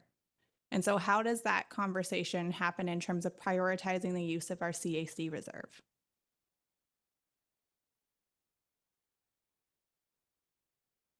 I think that there's a couple of things that through the mayor that I would suggest with respect to that. One is the timing of the projects that are being brought forward and the nature of the projects. So at this specific point in time, we're seeing projects associated with recreation, and they meet the general guidelines that Mr. Ioannis, I'm not going to, I will say it badly, so Ioannis outlined. And so we have spent heavily towards recreation projects. At this point in time, we're not seeing the same level of capital projects being identified for arts or arts and culture. And so we're obviously not spending as heavily because we're not seeing those types of projects coming forward. We do anticipate that we will in the future, and we would anticipate that some of this money that we anticipate we will receive for CACs in future years will be dedicated to those uses also.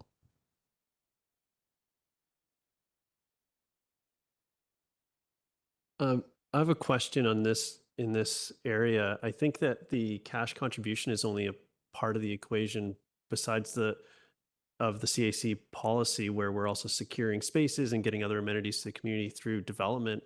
And is that sort of that overall picture something that would be brought forward in the subsequent policy?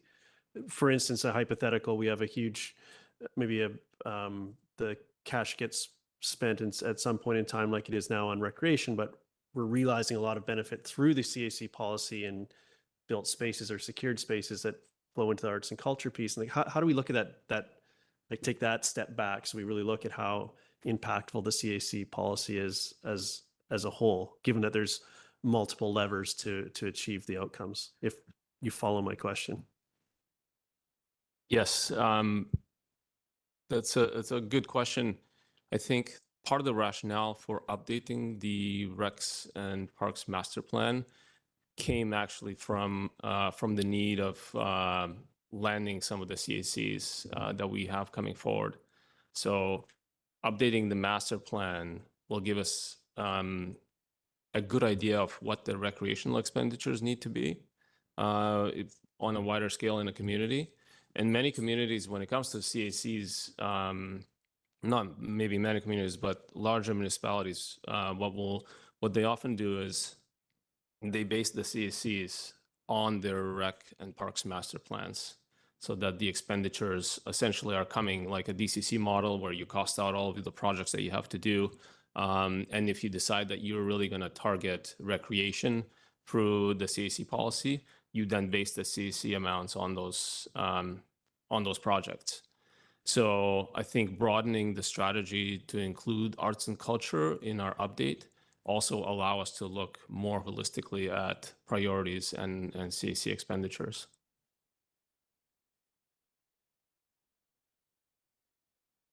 Thank you. Councillor Storm, do you have anything else on this point of this? Okay, Councillor Pettingill?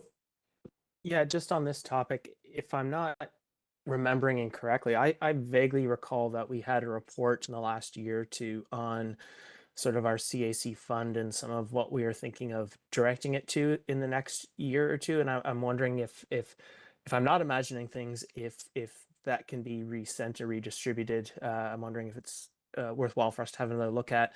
The other thing, as we're talking, it seems like there's some uncertainty about whether or not CACs will continue and what the replacement will be. And so I'm a bit hesitant to assume that, we'll have the same level of CAC flexibility in the future, and we can sort of offset an overinvestment in recreation to arts and crafts in the future. I guess, how certain or confident are we that that sort of opportunity to balance things out will exist? Because I think when we previously talked about this topic, I'm not sure the idea of CACs going away was top of my mind. And so, if to the degree there's a risk that the CAC landscape could change significantly in the near future, I'm wondering if we do need to really think about, should we be reserving a portion of the existing funds for arts and culture?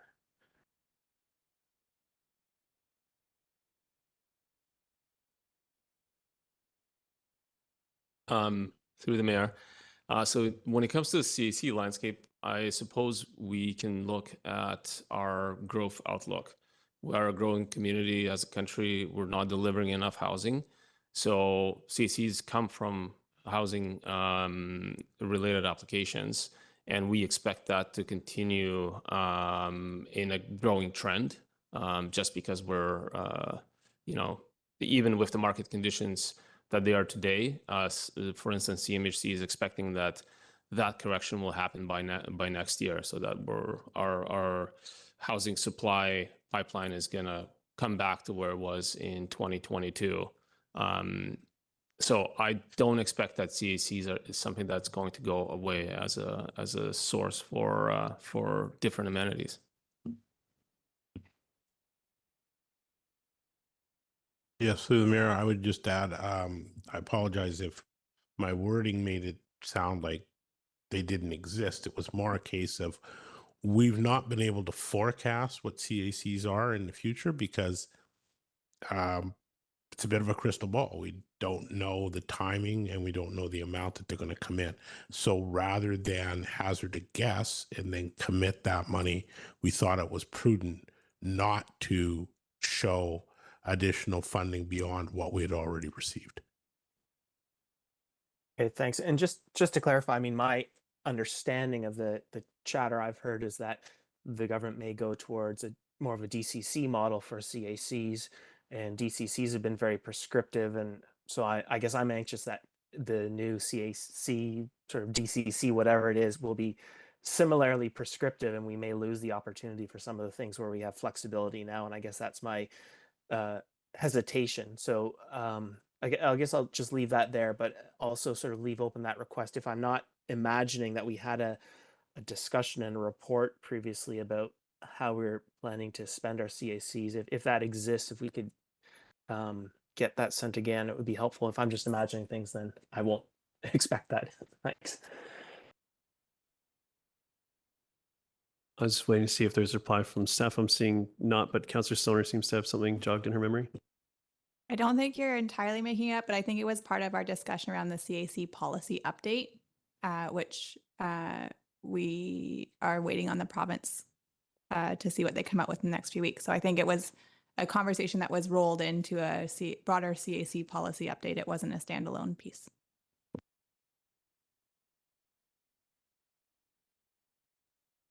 Council, any further questions? We do have two recommendations before us. Yeah, we have a bit of time, so we'd like to take a recess. Okay, there's a lot to absorb here, so we're gonna take a 10-minute recess. So we'll come back at 5 after.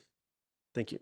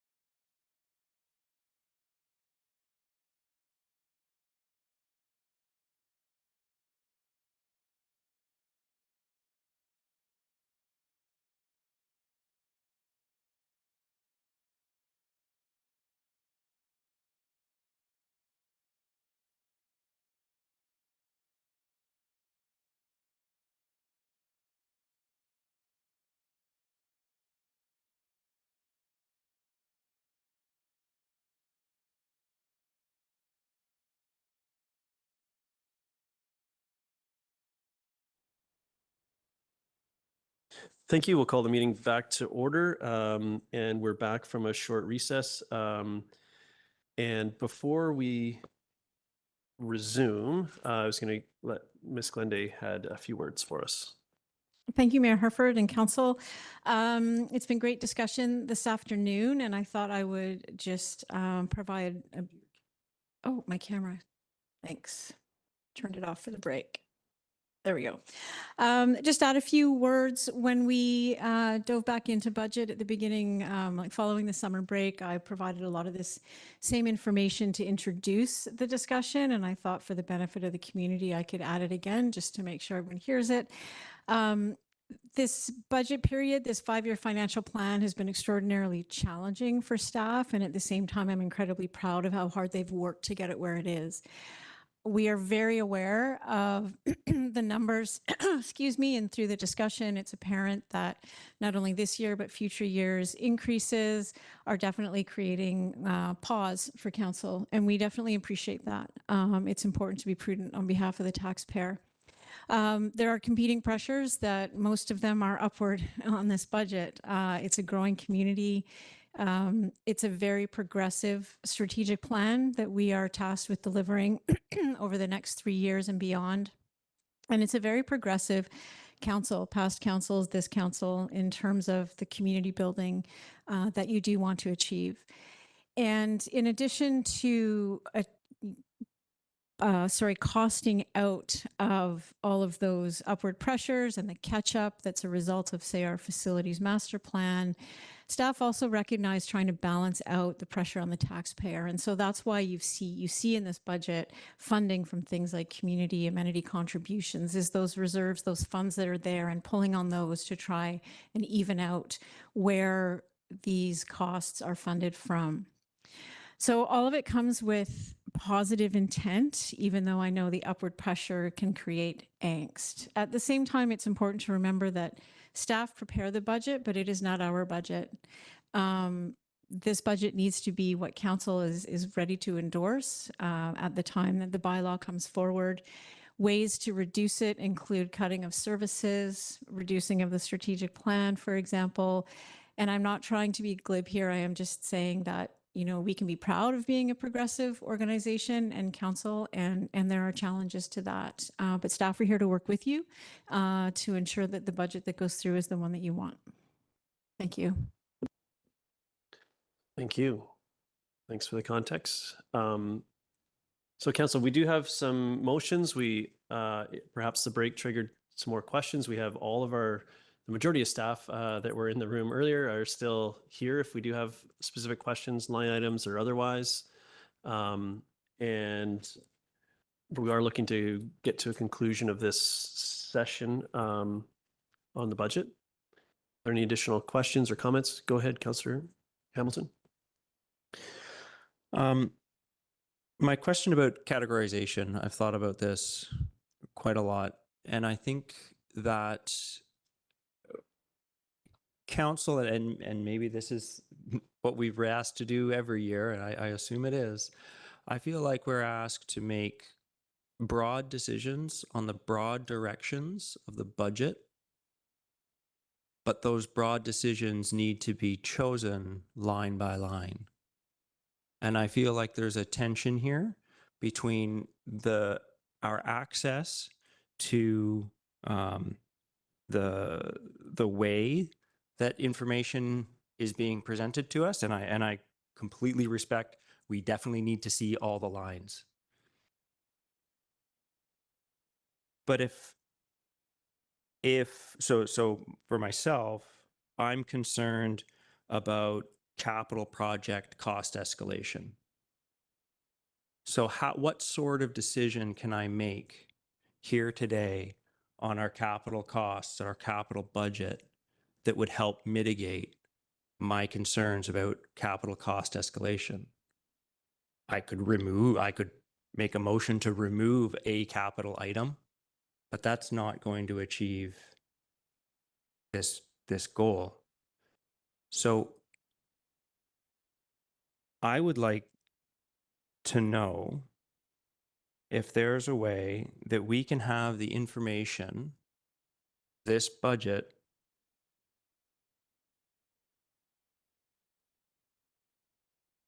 presented, and I'm struggling to articulate exactly what I want, even, because it's having $21.8 million categorized as master plan. I do agree it's important to plan, but not $21.8 million worth of planning. Oh, but that's not all planning. So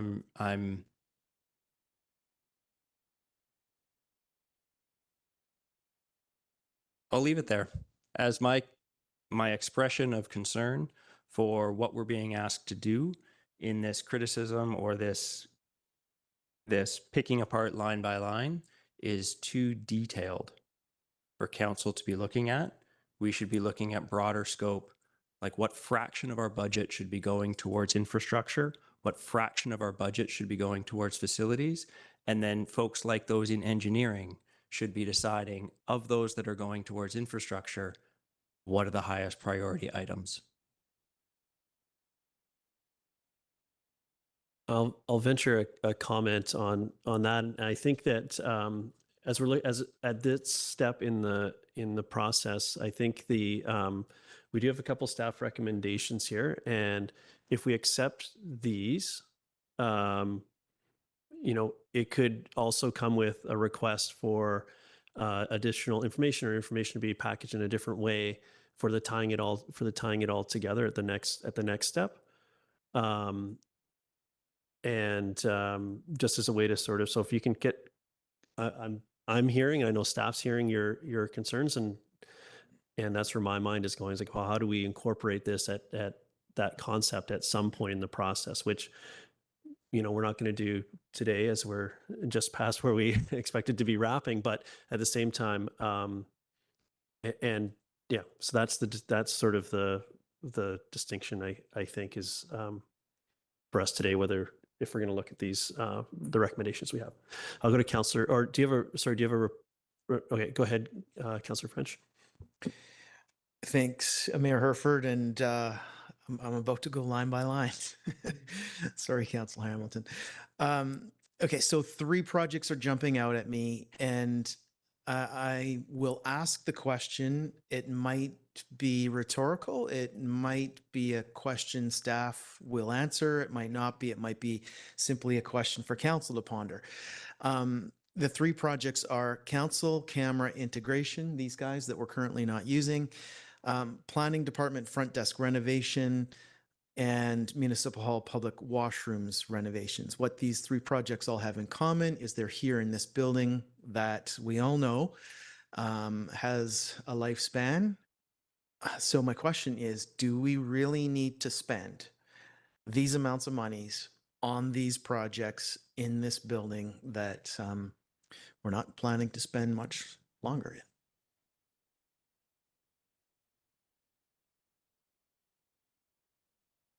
I suppose staff perspective is going to be the first place to go to for this. I don't know who's best positioned to speak to this.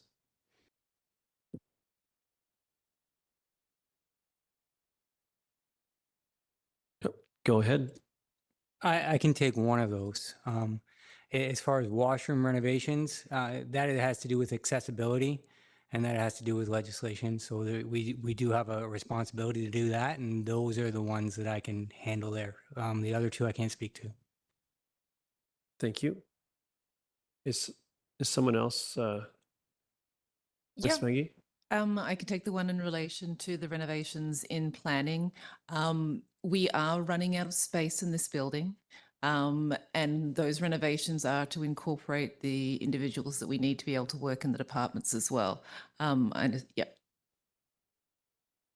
Thank you. So legislation and space efficiency are 2.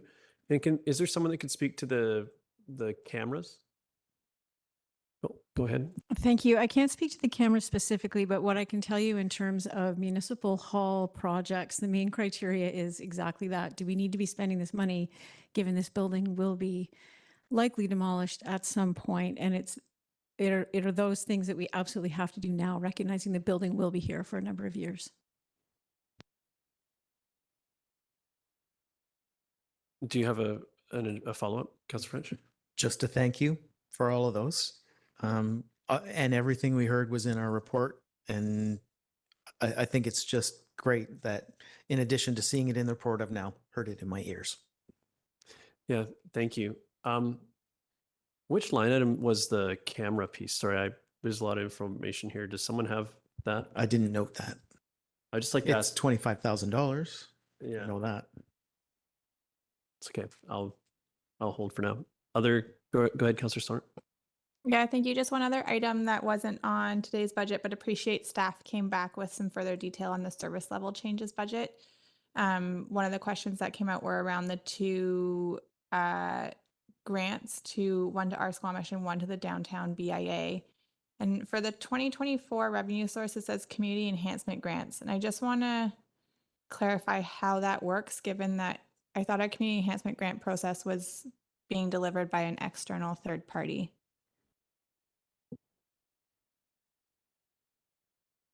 Good afternoon. Hi, Council. My name is Sarah Morris, and I am the Manager of Arts and Culture here at the district. So for 2024, there are some unallocated funds within the grants budget. So each year, the grants go up as taxation goes up, and the agreements with the three parties remain the same. So we have identified that there is an opportunity to fund these two requests specifically just for 1 year, that is 2024, until we look at the full grants review, in addition to the community partnership policy review. So that is why we put forth that recommendation this time. It's very helpful. Thank you very much. So I have a question around the access to the turf field and the new road and the parking lot and the paving and the path to ensure that people can get from the parking lot to the turf field, all ages and abilities. Made me think about all ages and abilities getting from Brendan Park, or where the transit service will drop you at Brendan Park to the turf fields. And are we giving all these pieces the same consideration in our planning to ensure that we're not baking in the requirement that a single occupancy vehicle is the best way to arrive at our facilities? Can someone speak to the integration of these planning processes? Through the chair. We've noted that Brennan Park building itself is getting an upgrade. We've noted that the lands and the facilities outside the building there are getting upgraded as well. And we're working on those and combining the short, medium, and long terms. What we've done there as part of the pre-development work, which was approved earlier this year, is had an architect that's working on the grant number 1 works encapsulate everything. And that looks at accessibility items, for example, getting across to certain parts of the field, areas as in parking or even accessibility, getting across to the proposed splash pad, and just basically combining the exterior and the interior. So we are working on that. We're well aware of it, and it's actually under the master planning work at the moment. Okay, thank you. So any other questions? Sorry, Councillor French, you started off by said we're going line by line. Were those the three, or are there more? Oh, that was it. Okay. Any other questions? We do have some recommendations, and I've heard some concerns in some certain areas around the table. So I'm looking to my colleagues for this. Councillor Stone, I see your finger on the button. Is that your hand raised? I'm just trying to figure out the best way to move this forward with the proposed motions that I'm going to put ahead. So I will move the 2 staff recommendations with the following changes. And Melissa, I have these typed out to you, so I will send them to you in email. And my 2 proposed amendments are that staff add implementation costs for paid parking into the 2024 budget with consideration of parking reserve to cover those costs if feasible. And my second one is that staff be directed to bring back for council consideration alternative funding mechanisms for the following projects. And these are all out of the CAC reserve: Parks and Rec Master Plan, indoor bike park utilities, and Brennan Park electrification utility connection upgrades. And I'll speak to it if it's seconded. I just want to make sure that you're, so those would be sort of 4 motions all grouped together. Well, I wouldn't move the first two without, The, so I'm moving the special operating project and the capital project with the changes. with as those changes? proposed. Okay. Thank you. And you're seconding that, Councillor Hamblin? Great. Would you like to speak to it? So the first part of it is adding implementation costs for paid parking into the 2024 budget. And I think that this is just something that we need to have and be ready for. Appreciate that there's still ongoing discussion that needs to happen at the council table in terms of what the correct implementation plan is. But I want to make sure that we are ready to do that. We know that we have a lot of pressures on our budget. And I think that this is one way that we'd be able to mitigate those costs in future years is if we start to put in a paid parking strategy. And I don't want to have to wait for 6 or 7 months after making a decision to be able to implement that. So I have heard from staff that that could potentially be covered in an amendment, that it might require some reprioritization of staff work. But I have previously heard around the council table that this is a priority. In our last conversation, for me, I think it is a very high priority. And so I would like to see that move forward. And with respect to the second component, which is finding alternative funding mechanisms for some specific projects other than CAC funding, these 3 projects to me do not meet the criteria for CAC funding in terms of capital expenditure. They are a way for us to collect funding from developers to be able to pay for critical amenities and capital projects that we otherwise can't and sometimes don't feel shiny and new to do. And so can be hard to raise tax funding for, but they are not to me meant to be used for things that are operational. And to me, a Parks and Rec master plan is very operational. I understand that it's what's needed in order to help justify or provide a structure for how we might ask or invest in future Parks and Rec facilities. But that is work that I think we need to do. And then we use our CACs to do that work. So those are 3 projects to me that just don't fall on the line of CAC use.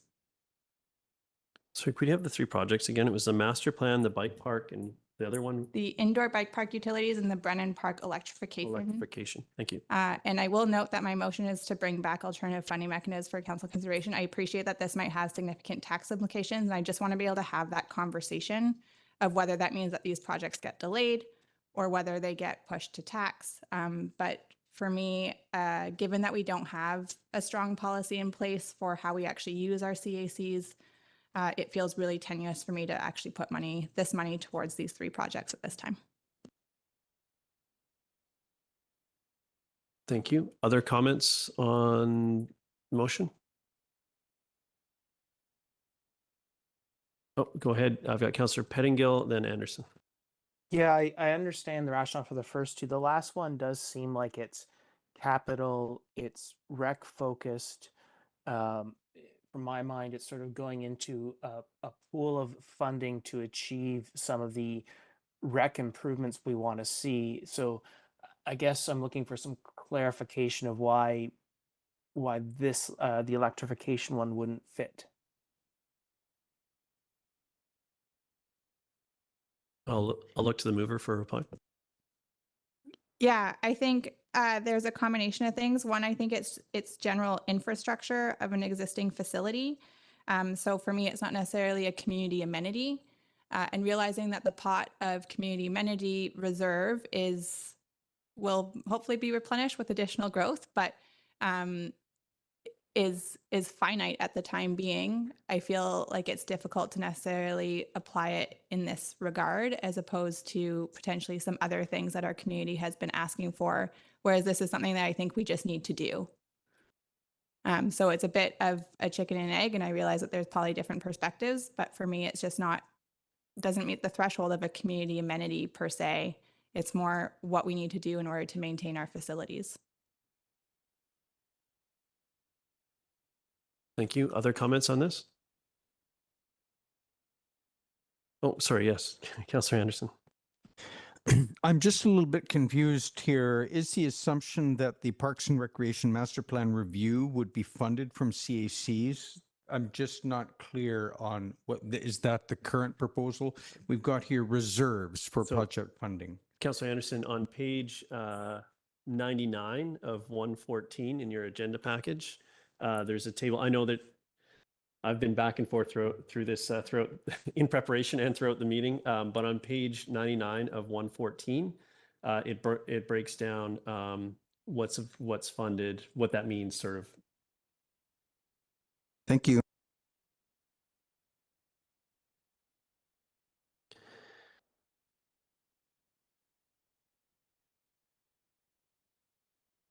We'll come back to you as you digest that.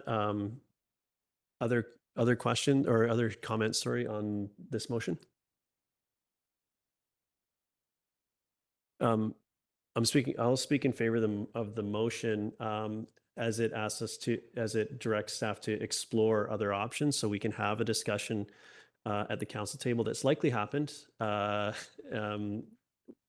amongst staff to get us here, so we can weigh out the implications of proceeding as proposed or finding that other funding model. I'm not. I share my colleagues' concerns around well, the use of any funds really, but this community amenity contribution fund is something that we haven't grown accustomed to using. So making sure that we're using it in the most appropriate way, I think, and having a in-depth conversation specifically around that, I think is worthwhile.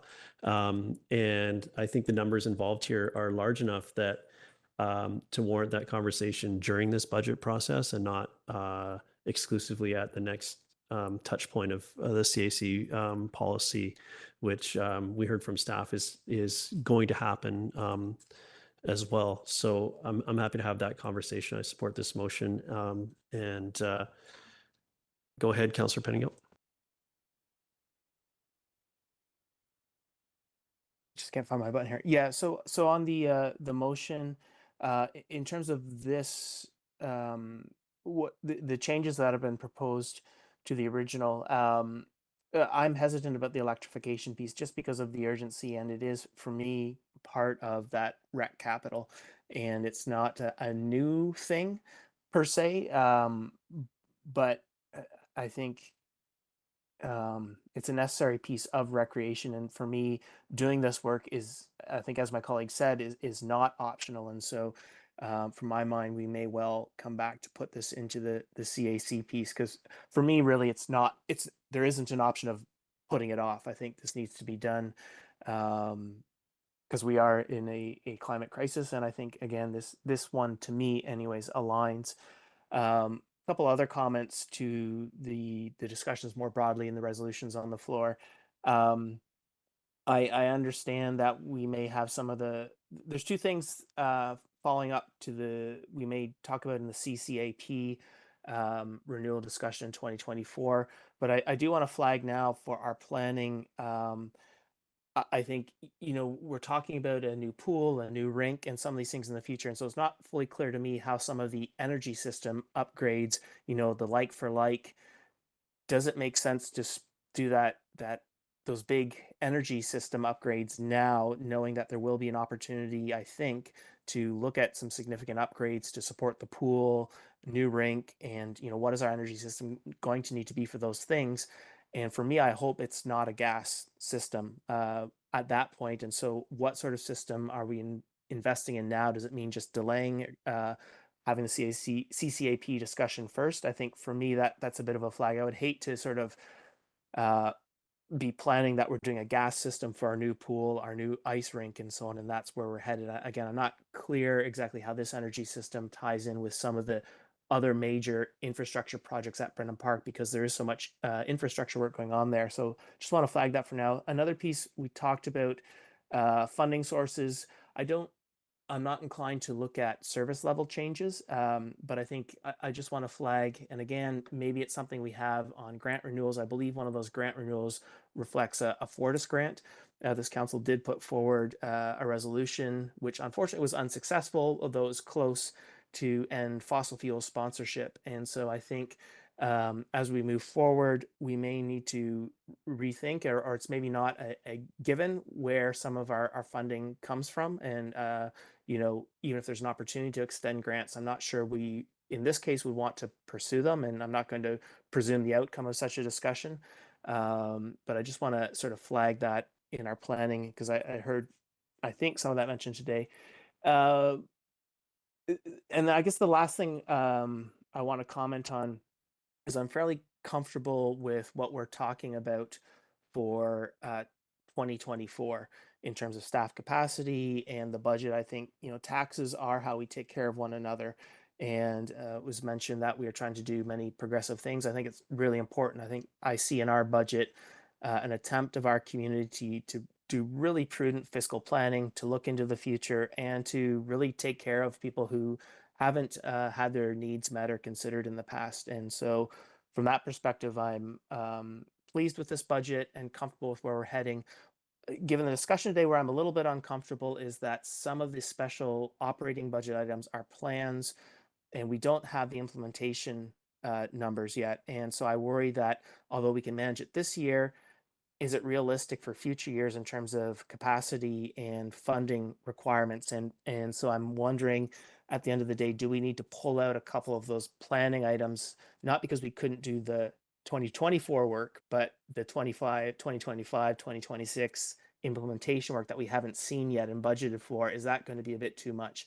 And so that's really where my hesitation is. And I want to be clear, this is not a criticism of staff or the information we've received. I think, you know, as we've said, we're learning a lot, we're improving our processes. And I think as we get more insight to our circumstance, we're able to do that long-term planning. We have new questions. And I feel like that's what we're sort of wrestling with here. So overall, I appreciate the information and the discussion, and sort of am happy to support this resolution on that basis. And, you know, maybe there'll be a couple of tweaks in our future discussions before we finally approve this budget. Thanks. Thank you. Council, other comments? Councillor Anderson. Yeah, I'm prepared to support the resolution put forward by Councillor Stoner. Wherever we land on the funding model for the Parks and Recreation Master Plan, I regard it as a very important and timely initiative, and I support the description of objectives and the proposal as put forward by staff today. Otherwise, I have a couple of comments on a few other line items, Mayor Herford. I'll begin with the,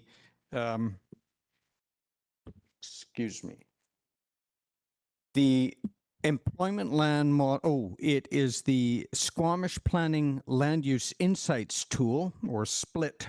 And I take it that this is replacing or will be further developed from the Employment Land Model 1 and now 2. Scarcely a week goes by where I don't learn about or hear about industrial land puzzles being faced by businesses in our community. And I'm skeptical as to how a modeling initiative can address them. And for this reason, I'm desiring to see this project come before council for presentation and discussion. I'll leave it at that. Another item, also economic development. In 2026, it is proposed that an outdoor recreation impact assessment be undertaken, and in 2027, a green economy impact assessment. I think both of these are very worthwhile. They've been discussed by the economic development advisory teams. However, I would wonder whether the relative prioritization of these two items deserves some consideration. Green economy includes innovative construction, building materials, wood products, and I feel that it is so close to our housing supply chain area that it might be prioritized. And we are, after all, undertaking a tourism strategy somewhat related to outdoor recreation. We also might keep in mind that the Squamish Nation has very direct involvement in that green economy, innovative construction, forest products, and so on. And finally, it's high-wage employment sector. So I'm wondering about that relative priority. We'll come to it again, but relative priority 26 versus 27, outdoor recreation versus green economy. I wonder whether some consideration might be made there. And finally, I have a kind of a budgetary observation regarding the heritage statements of significance. There are not only statements of significance for heritage buildings or features or names, for example. There's also reference to neighborhood context statements, and there's a budget assigned for 2026, 2027, 2028, $10,000 in each of those years. My observation is that we don't need to assume that these undertakings will be done by hired consultants.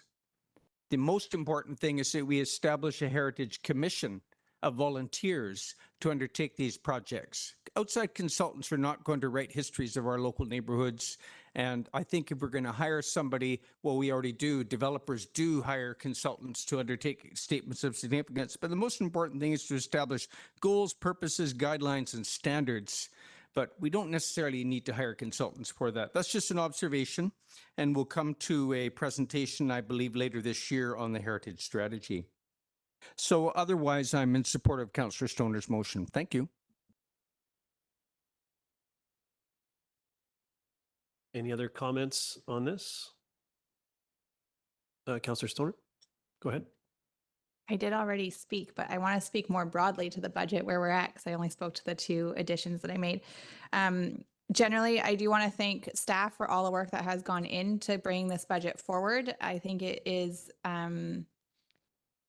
very strategic. It is ambitious, and it tries to match the expectations of our community, of council, with the work that we know we need to do in the coming year, and looking out into a fairly robust 5-year financial plan for the first time in a few years. So from the special operating projects, there's so many elements in there that